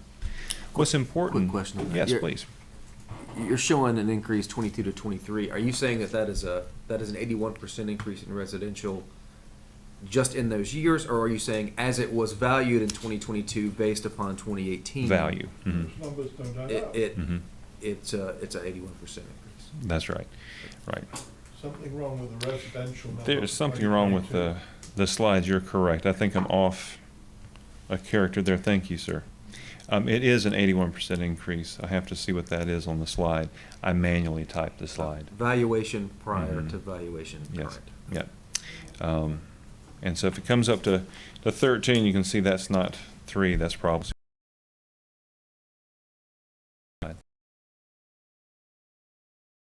If somebody's talking about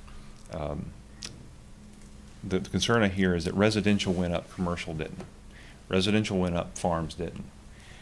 Farms are up 61%, commercial's up 60%.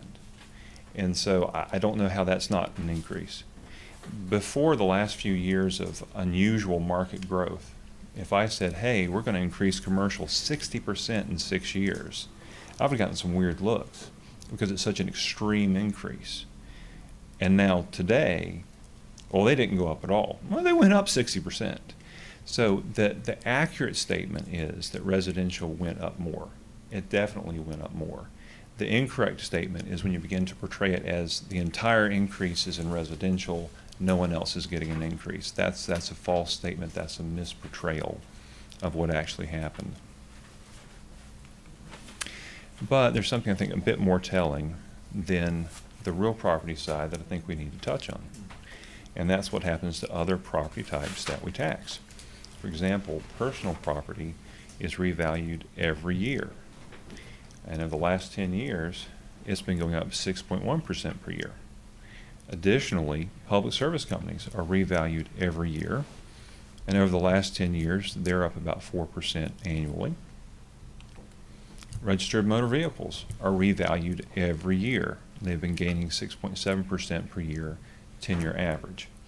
And so unlike real property that is periodic, these other property types are revalued annually.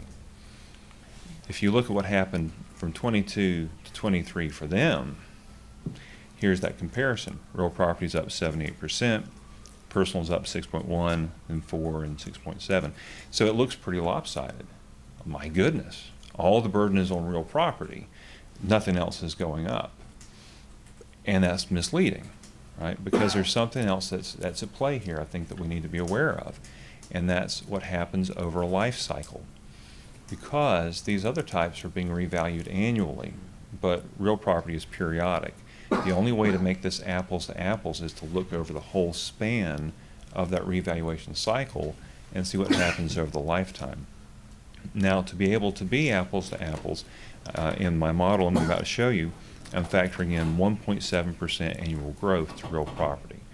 Right? This is from new construction, new houses, new buildings that are built, development of land. We do see an increase in the value. Now, if we value your home at the beginning of a reval cycle and you do nothing to it, that value stays the same. We're not raising that. But if you build a new home, obviously we're not going to tax you for a vacant lot. We're going to tax you for the home that you built. So I'm going to factor in this growth to keep it apples to apples.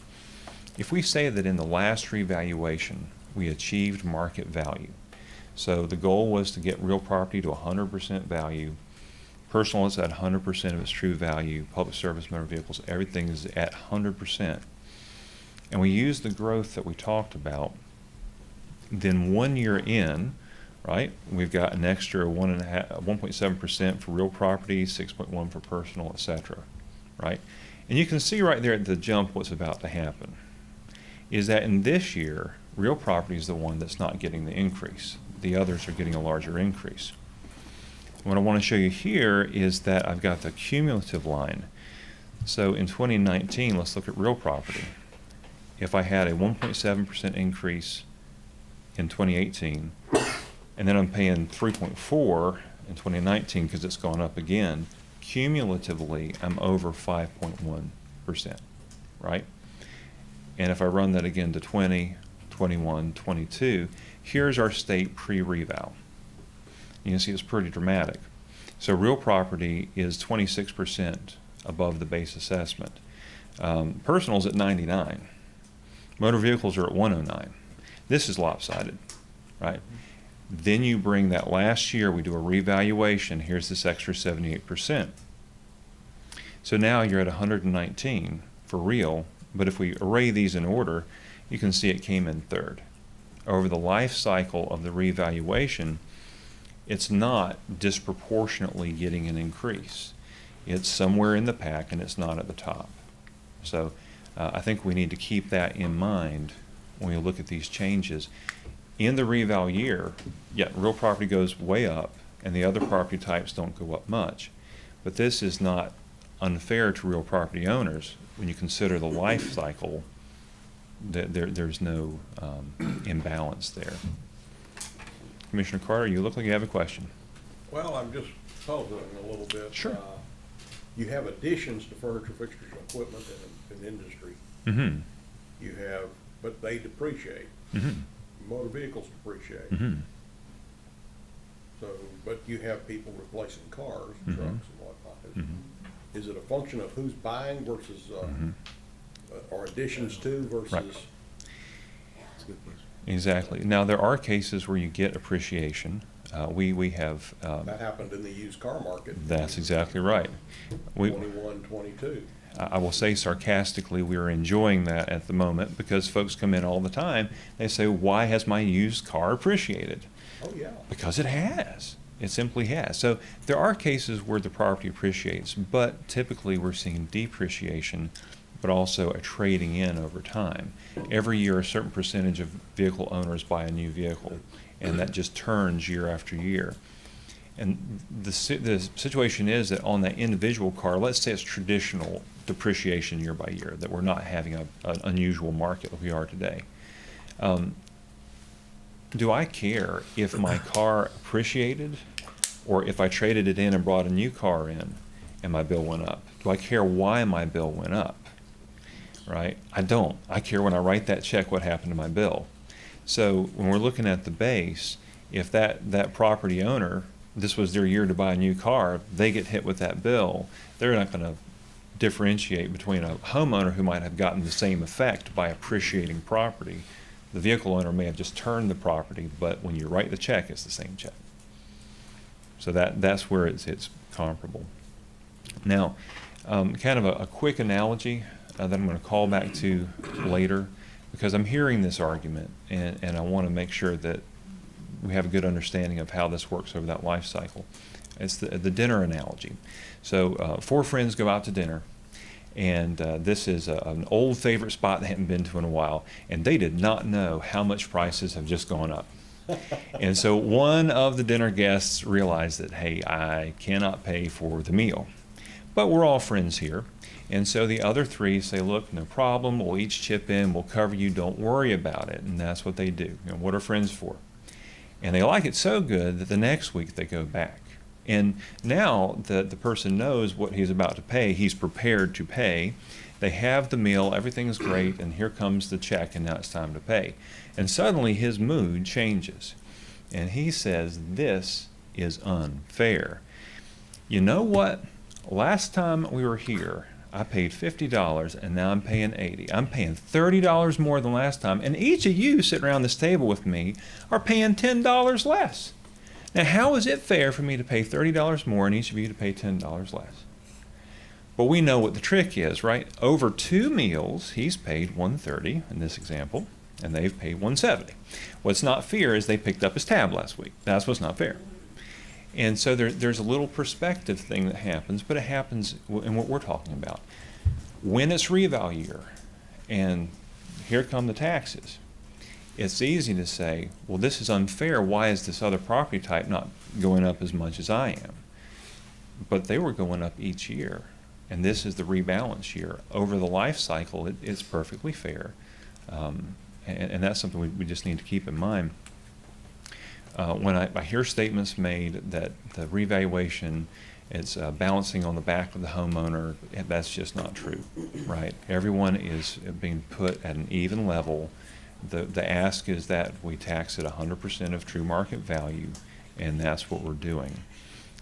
Back to real property, because a lot of the comments have been commercial or farm. They're in the same boat as the dinner guests.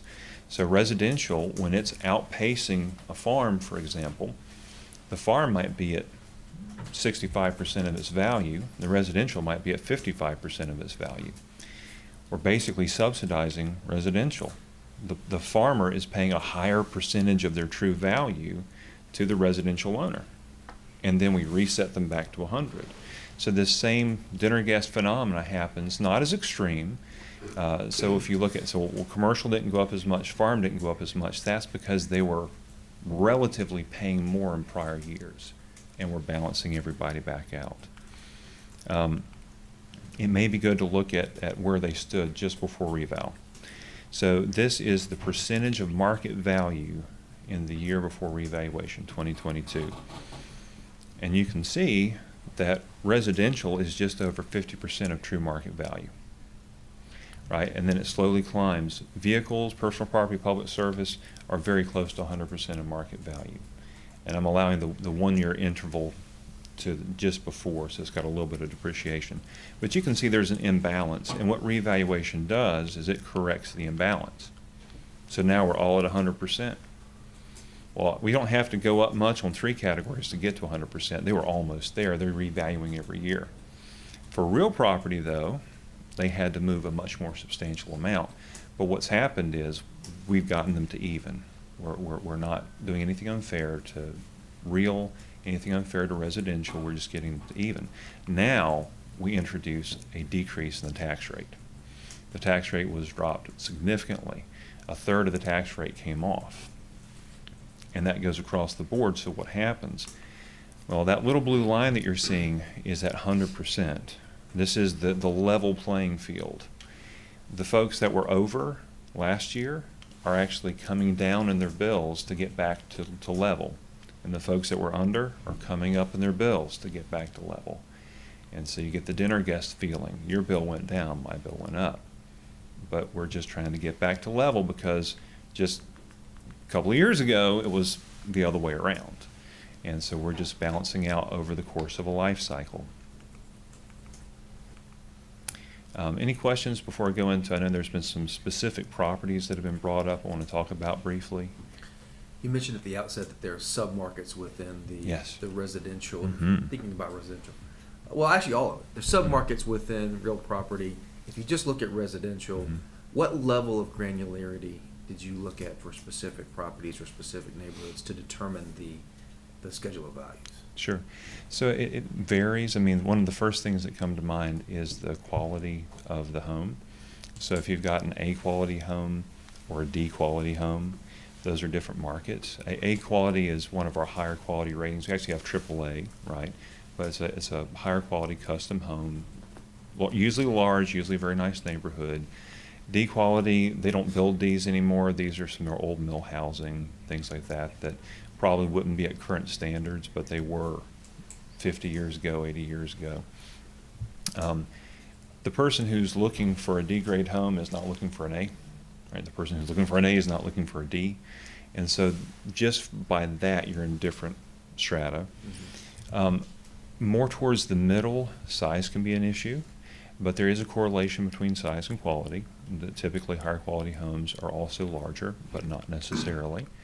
Location can be an issue, right? You have to look at, we break the county up into hundreds of neighborhood groupings.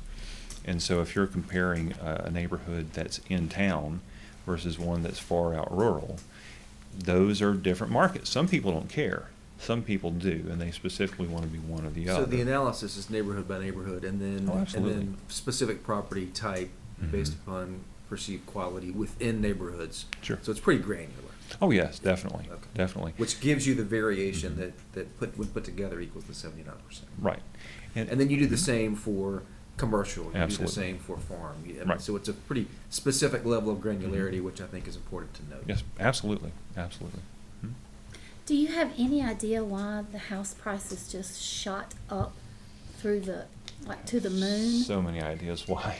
But I mean, it just, a realtor, that's a dream for them. Mhm. But I mean, what happened to cause that? Because doing our reval was based on those high prices. I mean, it can't stay that way. It's gonna go down. No, I don't know. There's It no has so way. far. Well, And the problem is we still have a supply-demand imbalance. yeah. And it seems insane to me because I see how much building is taking place. Yeah. And it's not stopping the imbalance. Even with all that we're putting in for new housing, it's not curing it. Marketing. Meaning what? Huh? Meaning what? Meaning that the number of buyers looking for a home are in excess of the number of sellers ready to sell a home. And you see this in the marketing times. Now, 20 years ago, I was a realtor. And you get somebody in a 90-day contract, and you'd hope to get a contract by then, because when you tried to renew them into another 90-day, they might jump to another realtor. And being a realtor, that was the exact moment they were ready to drop their price because they were tired of it. They'd drop their price and they'd sell with the next person. So that was the kind of marketing times that I'm used to from 20 years ago. Well, no, a week, 2, sale, done. Why? Why are marketing times so short? Because you got a whole pack of buyers circling, waiting for somebody to open up. Sold. That's a market imbalance. And as long as that market imbalance continues, and it continues, it's going to be hard outside of some really hard lender side issues or economy side issues that just take the buying power out. This is how you cure it. You get the interest rate so high that the buyers go away because they can't afford it. Or you crash the economy so hard that they don't have money and they can't afford it. Until that happens, they're just circling, waiting for the next one to open up. And in that environment, we've continued to increase since we locked in. Sales today are selling higher than their revaluation point. But you just heard you just heard in crisis situations, it's just, there is no housing for someone who can't support a $500,000 house. I mean, it's just, I've never seen anything like it. It's just like, how do people afford this? I mean, we couldn't. I mean, we couldn't sell our house because I said we should sell our house and we'll make all this money. And my husband goes, "Yeah, but we got to buy another house. It's going to be way up there." Yeah. So unless I'm going to a tiny home, I mean, it's just unbelievable. I don't know how people are doing this because everywhere I go, there's the big plot of land and they're building houses on it. And there's no such thing as a starter home anymore. Then I see this dude's face on this billboard no matter where I go. I will buy your home. And I think, is he real? Because I'm Yes, hearing he is. people are coming in here that are just like Pac-Man. They're eating up these homes. They're flipping them. And it's just like screwing a lot of people because they can't get their home. So the hardest hit are the most disadvantaged. One of the phenomena that we observed is a kind of a cascading, waterfalling sort of situation. And just go with me about the grades of homes, that there is a difference in quality of construction. If I'm looking for an A-grade home, and there are none, I might buy a B-grade home. But what's interesting is I'll pay almost A-grade prices because I was about to spend that anyway. That crowds out the B-grade buyers, and they will buy C-grade homes and pay almost B-grade prices. That crowds out the Cs who buy D grades, and that crowds out the Ds. We have E-grade homes. You would not want to live in one. Pretty much when the Ds get crowded out, they don't have housing, right? Because the Cs are living in their houses because the Bs are living in the Cs' houses, right? This is what we're noticing, and so this is one of the things that are raising. You have a buyer that would not have traditionally bought that home, but there's no supply, so they will. And so when you look at growth, and if you're in the A-grade market, if I see an A-grade home over the same length of time go up 55%, right? If I see a D-grade home go up 125%, yep, probably. Because the waterfall went all the way downhill. And that A-grade home buyer, they may be able to handle an extra 55%. That D-grade home buyer, they can't pay double. Well, we're certainly seeing what the streets look like in big cities, and we're not going to be above that either, which adds to our crime, which adds to everything. It's all connected. I mean, there are people renting climate-controlled storage buildings to live in. They're sharing it, the expense. You know, I think we all need to work and support ourselves. But some of these things are such a reach, you can't. So, you know, I mean, and it just goes through our whole community, and it ends up on our kids. You know, I mean, I think of all the lunches at school. It might be the only time some kids eat decent. That's ridiculous. It's criminal to me that I just see where we're building all this stuff, and I'm thinking, man, the county's bank account should just be like, just big. But we're charging big. I don't understand that. And I'm just plain and simple me. I think it's just wrong. But that don't matter what I think. I don't know. I understand. Well, I believe the last number I heard, are we still the 10th fastest growing county in the state? I do not know that. That was the last number. I would believe it. I don't know. Not off the top of my head, I don't know. We were right there, one of the top fastest growing counties in the state, and I mean, we just lowered our tax rate. So think about what the impact that's going to have on people looking about where to do development. But we lowered our tax rate, so I wouldn't be paying like a $9 million tax rate on my little house. That I understand that lowering that tax rate, it could have been, golly, but we're the #1 state in the country, right, for attracting new businesses. But why are we so low on the school performance? It doesn't add up, because you want solid schools to feed your businesses because of getting kids prepared for Job Corps. I don't know. I'm not. Y'all are so far ahead of I can't speak. You're so far ahead of me on stuff like this, but the word that comes to me is just unfair. And as just a common person, I'm thinking, we say, well, we lowered your tax rate, but I got my tax bill, and I got my City of Burlington tax bill. Kaboom! And that's, you know, I'm thinking, God, why are we having people that never mind, I'm just going to shut up because it's just ticking me off. But, you know, it's just, I don't get it because I'm not y'all, but I just, I just know the hardship on people. And back to school, and every church in the county's giving free book bags. Does anybody buy their own school supplies anymore? That's what it almost looks like, the perception of that.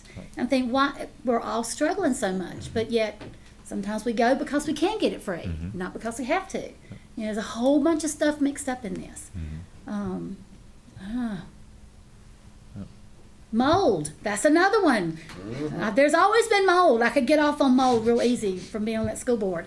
But I don't know. It's just, and I'm just glad you're here talking about this, because I've heard how these big businesses are part of our whole community, because that in itself is not fair.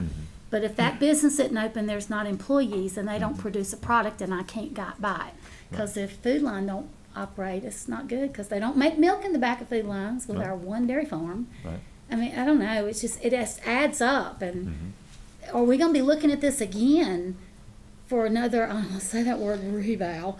It's like Fonzie saying wrong. Remember that episode? I do. But I mean, are we going to get stuck like this again? I mean, we can't do that. Well, and that's the question, is what will the market do during that time period?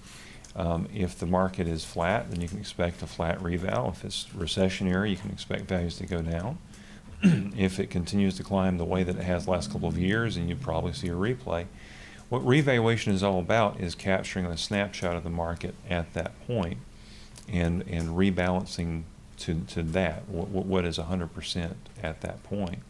And it is a situation where over those multiple prior years, there has been an imbalance, and we're trying to fix it. It's unknown, you know, what's going to happen in the next years. But our focus is, let's get to market, let's see what the value is, and proceed from that point. Well, it's scary, because, I mean, it's just a scary time. You know, like, where's the middle class going? Because that's me.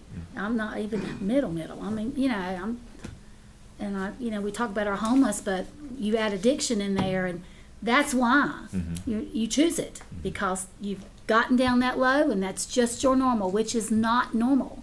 And now we got so much. I just look at mankind. I think we're becoming the flipping Walking Dead. That's what it looks like. You know, and I don't want that here. I don't want that. I want everybody to have a home, whatever their home looks like and they can afford. But that's the key to our whole world, is your family and your home. It starts there, because we see what bad homes bring to schools. It's all affected. It's all in the same bucket. I don't care what we say. It is. Any other comments? I was just going to make a comment to what you said, Jeremy, about the values have not gone down. There's no line in sight that they're going to come down. And I can tell you why. Everybody who has worked in the banking industry can understand this. When interest rates go up, it keeps people from buying new homes. Like Ms. Thompson was saying, you can't sell your home because you got to go out and replace it with a higher value. And if you have to borrow some money, now the interest rates are 3 times higher than they were in 3 years. Exactly. That is what's going to, and that's what's going to have to happen. Interest rates are going to have to go up. And the bad thing about this is there's another part of that equation that has to happen too, and that's you're going to have to start seeing people get fired. You're going to have to start seeing labor start to, like, you're going to increase. That's the only way that you're going to get to lower prices in your home. That's it. And unless those two things happen, prices are still going to be high. And what concerns me is they could stay here for a while, because with the elevated inflation rate, that doesn't go away in a day. It doesn't go away in a month. Doesn't go away in a year. This could be, and this is what's going to cause our evaluation that we did. When you look at it, it affected me too. You go, wow, how did that happen? And then that presentation that you showed gives everyone a little bit of a sense of how this occurred. It didn't happen overnight, but it was a slow process. And like most things, when they get into the momentum phase, they really accelerate. And that momentum phase is not a particular time on that. That momentum phase could actually stay with us for several years. That's what I'm saying. Whoever your county commissioners are in the next 4-year reevaluation needs to take a look at this reevaluation before they make any decisions on the next one, because you're going to see things that's going to get your your time frame is not only, it's out further, Mhm. but you're actually gonna see an increase in things that you never thought would Oh, stay sure. up that long. Everyone's patting themselves on the back Mhm. in our government about inflation. Mhm. And they always point to eggs. I wish our notorious egg farmer was here today so we could talk to him about that. I remember back that people call me, I just went and bought a dozen eggs at the store, it cost me $4.50. Mm-hmm. Would you buy the organics? No, they were $6.50. Right, right. And then those prices come back to somewhat normal levels. They're not $4.50. Maybe they're Mhm. now they're $2.50. Mm-hmm. Everyone seems to think that is okay. That's the checkered flag. We're done with inflation. Oh Mhm. no. No. It comes down. It retests. It goes back higher. So in the next 4 years, I would be surprised Mm-hmm. if our values go down. I agree. I would be surprised if they went down. Now, they may slightly be a little bit lower than, I don't see it. Mhm. Just because when you're looking out at how these things work, they Mhm. don't correct themselves in 6 months to 12 months. You may have a reduction in real terms if you control for inflation, but with Yes. raw dollars, I don't see it. Well, I know that the Federal Reserve Mhm. uses producers' consumption Mhm. expenditures, Mhm. not the PCI that everybody in the news media likes to focus on. Mhm. Why would you focus on an index when you can focus on the expenditures that the person needs Right. and where they're spending their money? Mhm. If you look in our economy, things aren't getting soft in any way, Right. and it's just rolling over to your property values. Mhm. That's just what it is. I thank you so much for coming in today for this presentation, because I think people really needed to see it Mhm. and to see how things work in real terms rather Mhm. than things that you think may occur. Mhm. It was a great presentation for Oh, everybody in thank the county to understand Mhm. this process that we went through, because I know that you and I have been talking about this for well over a year. Sure.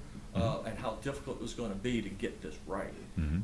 Because like in your presentation, Mhm. you are going to capture the market value. Mhm. That's Mhm. what you're, just taking. That's the goal. Just taking a picture and Mhm. walking away. Just like when you take pictures now and look at them in 10 years, Mhm. like, hey, look how young I look. It's a very similar thing that's going to happen.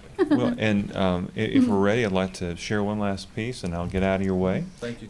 Which is, I know there have been some specific concerns raised, and just like to address those. The poster child is Lowe's Home Improvement. This is the one I've been hearing about the most.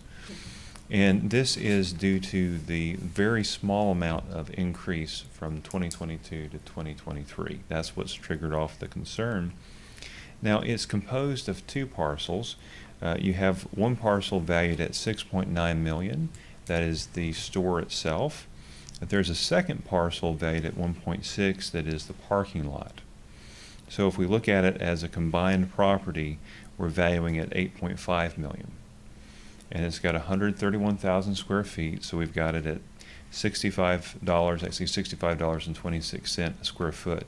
So that's the valuation we currently have on Lowe's. Now, the change from 22 to 23, it went from 8 million to 8.5. It's gone up about 6%. That's a very small increase.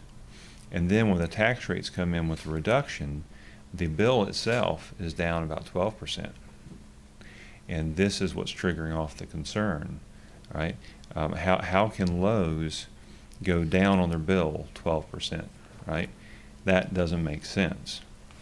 And the argument that I hear is that they're making money hand over fist during the COVID years and the home improvement boom, and surely this can't be right. And I would agree that they definitely had a boom time in the market, but that's over at this point. This is what CNN said: America's home improvement boom appears to be over. CNBC: Lowe's downgraded Evercore ISI, cites slowing home improvement demand. Barron's says Lowe's gets another downgrade. This analyst sees muted margin gains ahead. We're on the back side of that boom, and when you look at the property, you're looking at what is its future production ability. If it's on the downside, that's not good. We do still have a building boom. I mean, we're constantly building. but you get a lot of national and regional builders that have their own supply chains. They're not shopping at Lowe's to build the house. They've got that taken care of. In fact, residentially, I'm more familiar. A lot of times they own everything from the forest forward. And because they control the supply chain, they're keeping their costs way down. But again, they're not shopping at Lowe's. The local builders are going to shop at Lowe's, but that's just not enough to stem this tide. So we have to differentiate between the cost to construct and the market value, because I'm called to report market value. If we're talking about the cost of construction, no, 6% increase, not remotely correct. That does not capture what's happening with material costs and labor costs. But we're not talking about building a new Lowe's. We're talking about selling a 26-year-old Lowe's, and these are just different questions. If I wanted to know how much it would cost to replace it, then the best evidence would come from construction costs, which is considerably more than this. This is actually the basis, like if you get an insurance value to a property. This is pulled from Buyers Right, they're commercial insurance folks. And I just noted, they say insurance companies don't care about market value. Replacement cost has nothing to do with the market value of the property. They're looking at the property for very different reasons, but I'm called to report the market value of the property, and the best way to get to that are actual sales. Let's see what the market is doing. And so when you're talking about Lowe's, this is problematic. Lowe's is notorious for only selling properties when they're in severe decline. So you have a much older structure. It needs physical work. It's got functional limitations based on how old it is. A lot of times it was in an up-and-coming area when it was built, and it's now in an area that's in decline. And what they'll do is they'll build the new, much larger, more modern center in the new desirable spot, and they'll abandon the old center. And when they sell it, besides these other problems, they'll sell it with restrictions so that no one can compete against them. They can't buy that property and use it to compete back against Lowe's. Well, when you sell under those conditions, you do not get optimal buyers. It's not a Lowe's sale, but it's just one that I go to, the old Kmart location that became Granddaddy's Antiques. Now, I love Granddaddy's Antiques. That is a neat place to go walk around, right? But that's not the same sort of tenant as a Kmart. But those are the sorts of tenants that move into old Lowe's buildings, right? And so to find really good comparable sales to a Lowe's location that is still good shape, still operating, not at the end of its life cycle. I know that we've moved further down towards University Drive, but we still have tons of activity where Lowe's is at. You know, where do you find comps for this? And we were very fortunate to find two. I'd love to have more than two comps, but we feel lucky to have two comps. The comps that we have, and let's look at the subject, at 125 Huffman Mill Road, it's got 131,000 square foot, built in 1997. As of January 1st of this year, we valued it at $8.5 million, which is $65.26 a square foot. We do have a comparable Lowe's sale in Reidsville, that's Rockingham County, 144,000 square feet, built in 2001. So a little bit bigger, a little bit newer, and that is a trend. They tend to increase in size as they build newer units. It sold in April of 21 for $7.5 million. That's $52.37 a square foot. Obviously, we don't want to go down to $52 a square foot, but we do have another sale. This is in Waxhaw, North Carolina, Union County, 149,000 square feet, built in 2008. Again, a little bit bigger, a little bit newer. Sold in August of 22, so very near our assessment date, for $9.7 million. That's $65.51 a square foot. And I would note that we are in line with the higher of the two sales. And so we feel fortunate to have two, and we're in line with the higher of the two sales. Now, when you only have two, that makes me nervous. You know, is there anything we can do to reality check the situation? And so we did a reality check on it. We pulled 111 Lowe's values from other county assessors to see what they're being assessed for generally. Because on appeal, they will bring out, because they've appealed here before, they'll bring out all the other assessments across the state, and they'll say, here's what your peers assess us for, and they'll use that as evidence in their appeal. So let's go ahead and do that for them. Let's see what they're at.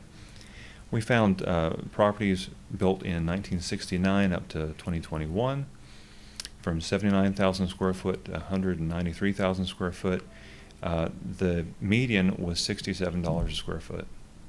Now, when we pared it down to better matches, we pared down to 28 locations. These are within 5 years of the subjects, so 92 to 02, and 5% of the square footage. So from 123,000 to 137,000. So these are much better matches. We still got a median of $66 a square foot. So the reality check says, hey, when we lined up with that sale, that lines up with the assessments. We think that $65 a square foot is a defensible number. It's a reasonable number. And if we go much above that, we could speculatively run the value up, and they will appeal because they are fans of an appeal. They've carried it, I know, past the state up to the Court of Appeals. I believe they went to the Supreme Court. Yeah, they like an appeal. Not on us. They like an appeal.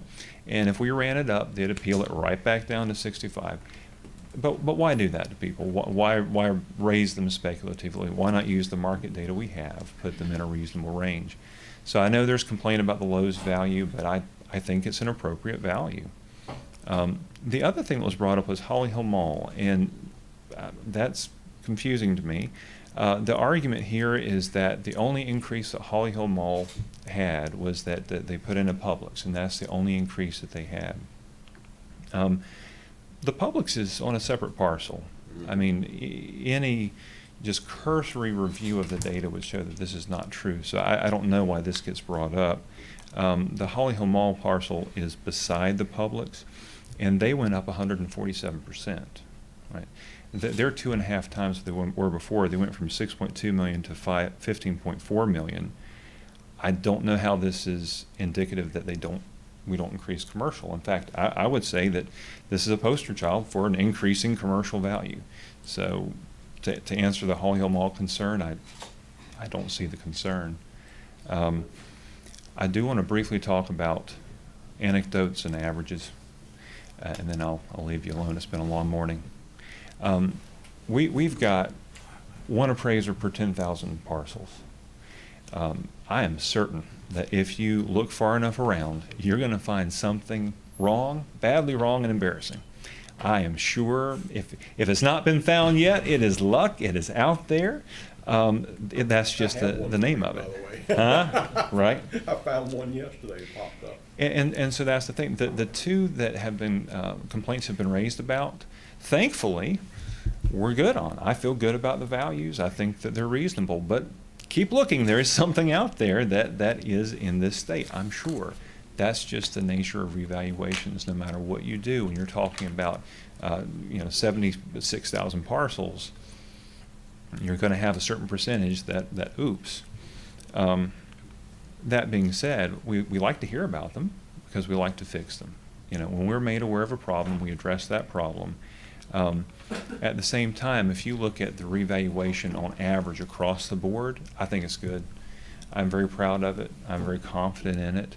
That outliers aside, I think that on average we have good values. They're representative market values.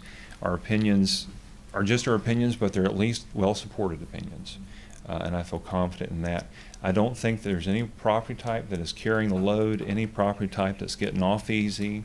We did our very best to get everyone to market value, which is what we're charged to do. Do you have any questions? Mr. Turner? Thank you, Chair. Absolutely. Ms. Thompson? I appreciate, I asked you to do this, and I'm glad you did, because the perception of some things can just be what they are. The appearance of things can be that, and then it's just like changing carpet in a church. Mm-hmm. It's really tough, and I'm a citizen, and it's tough, it really is. But I just hope we are looking at this again the next time we evaluate. This has been extremely difficult, and I mean, I've heard about the appeals with the committee, and I had one, and granted, and I didn't do mine. I thought, I can't, that's be such a hypocrite to come in here and ask for a decrease on my tax bill when I'm one of the 5.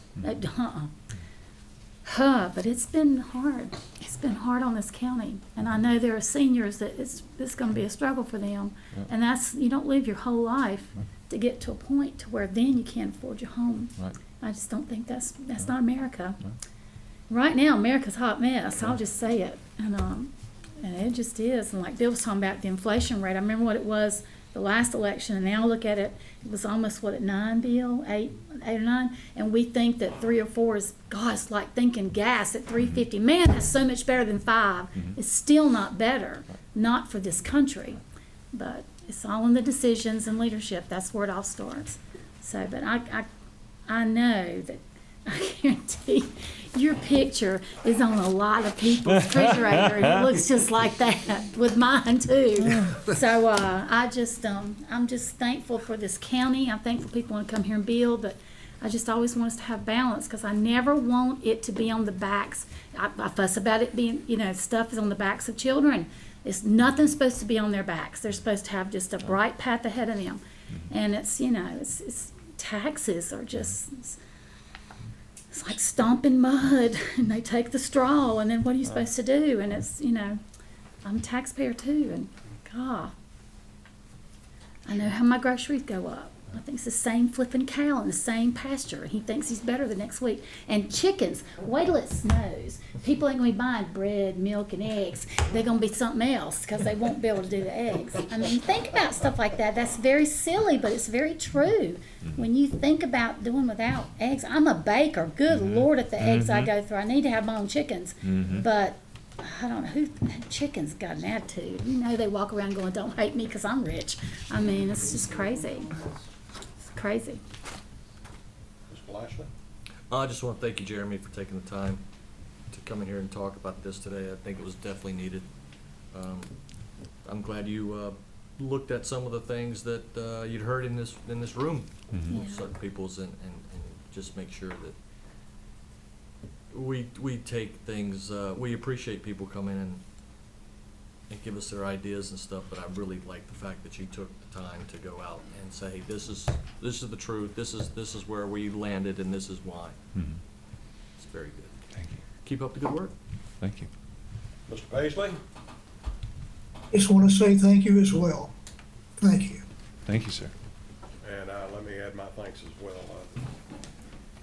One of the things you pointed out, and while we were going through the process of trying to set the tax rate,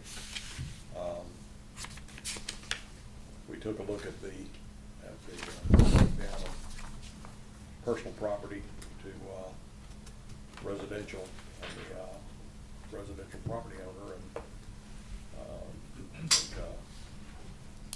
Ms. York, kind of what I might call swag.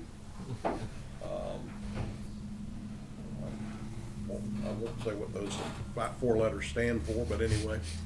Sophisticated wild ass guess. Yes, somebody else said. But You didn't. the average at a median priced home and a median priced car for the county, the average homeowner is going to see about a $5 increase in their property tax per month, or $10 increase in their property tax per month, but see a $5 decrease in their car tax per month. So. And then that all depends on whether or not they bought a new car, kept the car they had, whatever. All the different things that can impact it. But I mean, everybody on this board has struggled through this whole process. This has been probably nobody was here. Nobody on this board was here the last valuation. So we hadn't gone through it before, and this one was a whole lot different from the last one. And we've set a 4-year cycle, which hopefully will mitigate taking it out as far. But I've said this before, I try to follow real estate values. I think others of us on here do too. And I just had a neighbor's house go on the market, and it was already sold before the sign went in the front yard. I mean, it went up with a sale pending. I have another neighbor's house on the market that's been out there a while now. And comparatively, very nice home, but comparatively, they're probably high end of the market value, asking price. So that may be an indicator. The ones I see dropping look like that. When I look at them, I think they probably overpriced at the listing time. And it's adjusting itself. People aren't stupid. We aren't out there now, I think, with people coming in with twice the asking price in their pocket and ready to pay more than they have to. But we went through that, and that's part of what drove us to where we are right now.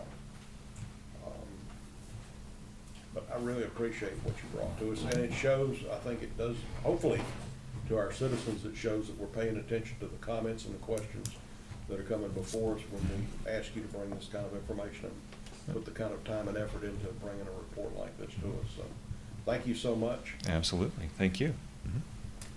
Thank you, Jim. Okay, county attorney report. No official business. That's what Thank I you. thought. But on a personal note, I would like to thank the board for the pleasure to serve you. Today is my last day with the firm. So this will be my last meeting, but I've enjoyed sitting with y'all and being here for the past 2 years, and thank you for all the memories. It's been wonderful. Thank you. Thank you. Absolutely. Well, Congratulations. Patrick, we hate that. County manager's report. I personally didn't have anything, but Vice Chairman Carter, you had asked for Bruce to give an update on the GREAT grant. Did you want to hear that Sure. now? I was gonna bring that up in a moment myself, but sure, go Okay, ahead. I think he's ready to share a little information on that based on what you had requested. So real quick, in the last few months, we've got awarded, we initially got awarded the Lumos Great Grant project, which was, if you see in dark purple, where they got the actual money to expand. And if you think about it, of course, these are all landlines. And so the very specific areas where they were allowed to go to, those are demonstrated from the state because of a state survey, and I'll show you that in a minute. But of course, they got to get there, and so they got to put the lines in to get there, and of course, they're planning to compete along those corridors as well. So the southern part of the county has been a really big issue for a long time. They took advantage of the GREAT grant. This board approved, using ARP funds, $50,000 for almost a $6 million project to leverage the GREAT grant funding to the state and federal government. So they had a presentation in Burlington and one in Mebane about this. This was their map, so I stole it, took a picture of it. So we have that for them. And then recently,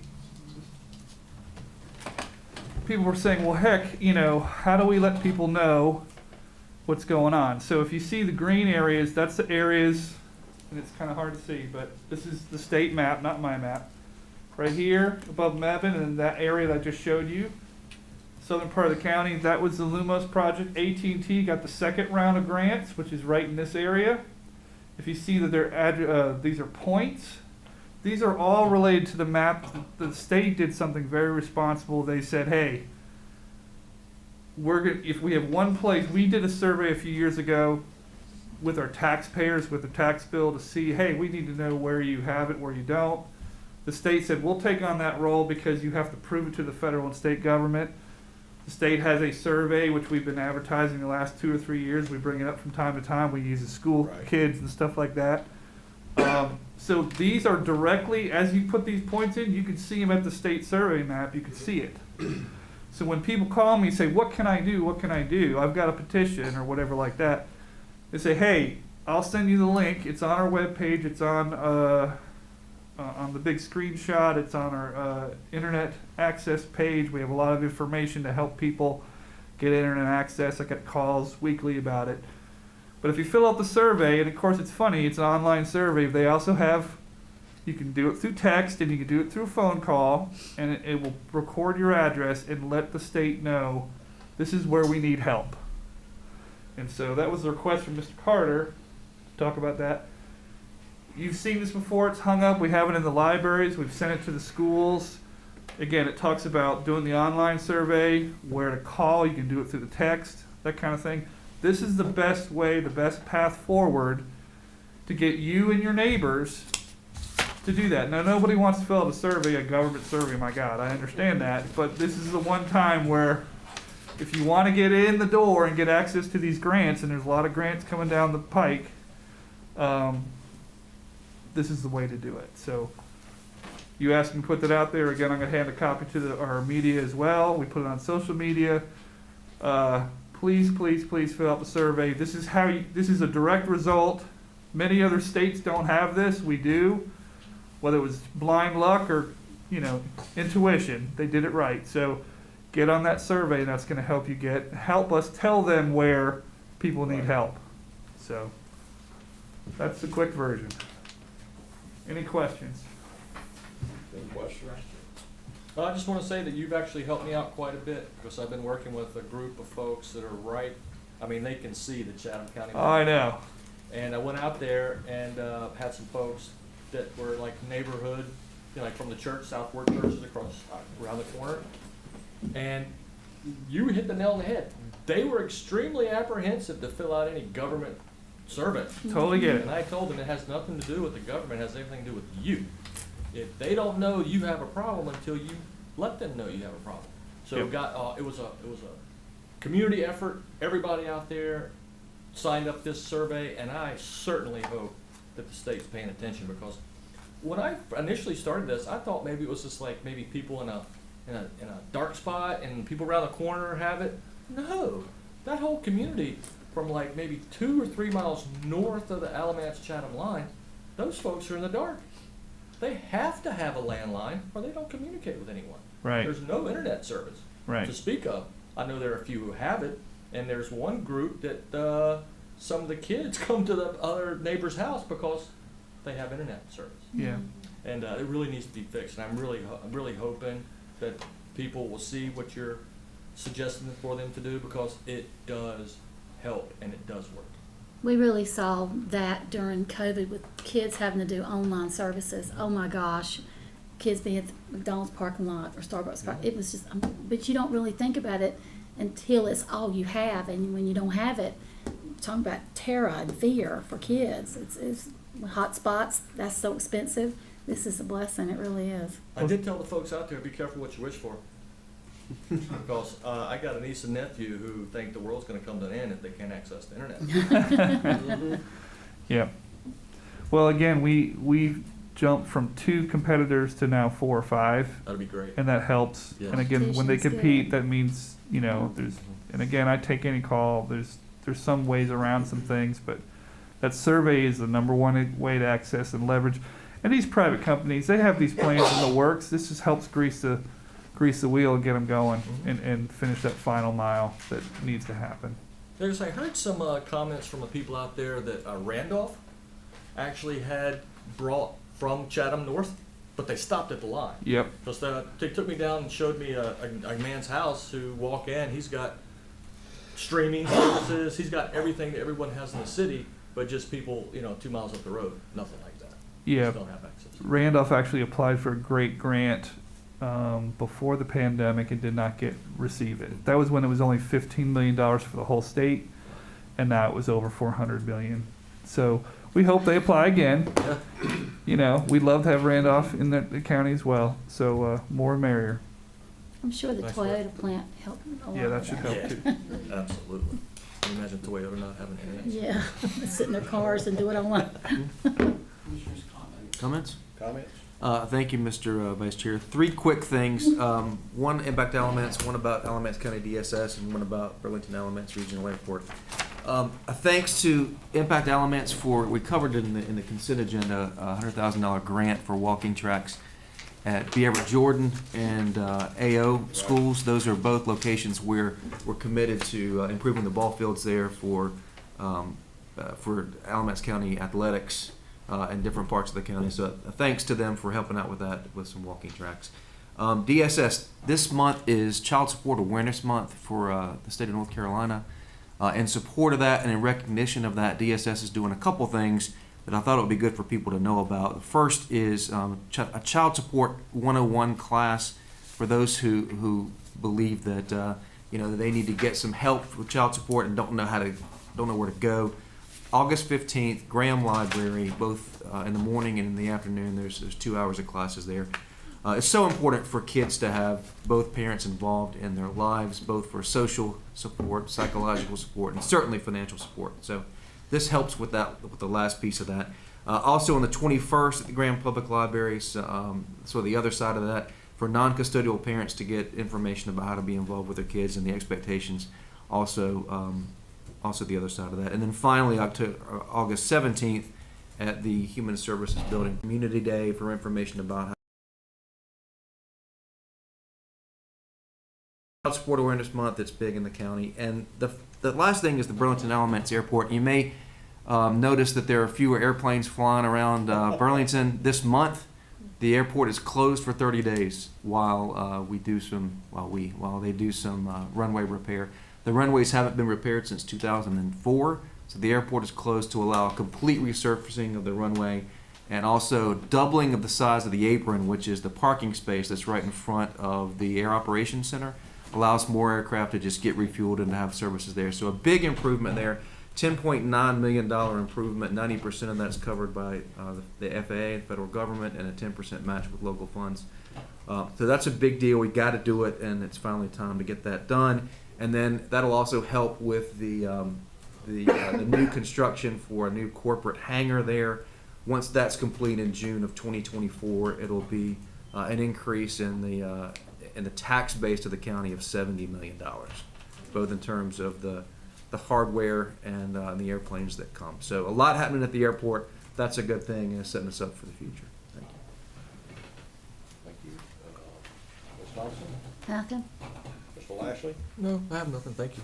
Mr. Paisley? Yes, sir. Just want to thank particularly the county staff. Everyone is, during my injury, kept me pretty much fully aware, and they're sending documents out to my house for signatures, all kinds of things of that sort. But also you county commissioners. Everybody's been very helpful. Everyone's called me, and just the community at large received a number of calls and cards and things of that sort, and your prayers have been appreciated.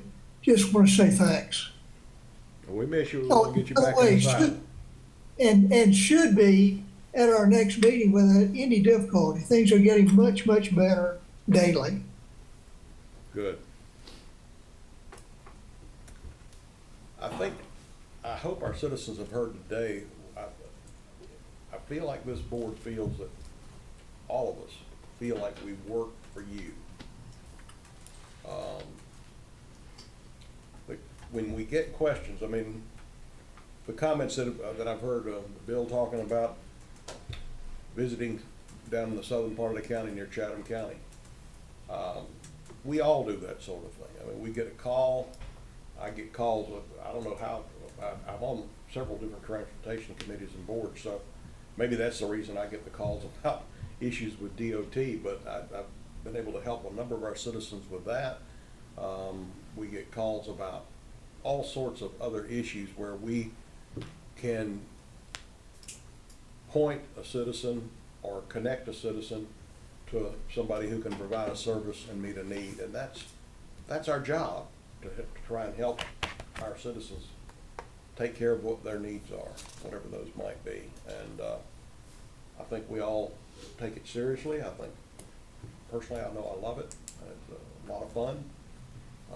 It can be tedious and time consuming sometimes, but that's what we signed on for. So thank you so much for bringing the questions and issues and needs to us. Keep on doing that, and we'll keep on trying to serve our citizens. Anything else today? If not, do I have a motion to adjourn? So moved. Second. All in favor? Aye. I'm so glad I got swapped. We are adjourned. Oh, geez. Anyways. Thank you for watching the Alamance County Commissioners Meeting. Commissioner meetings typically occur on the first and third Monday of each month in the Commissioners' Chambers at the County Office Building at 124 West Elm Street in Graham.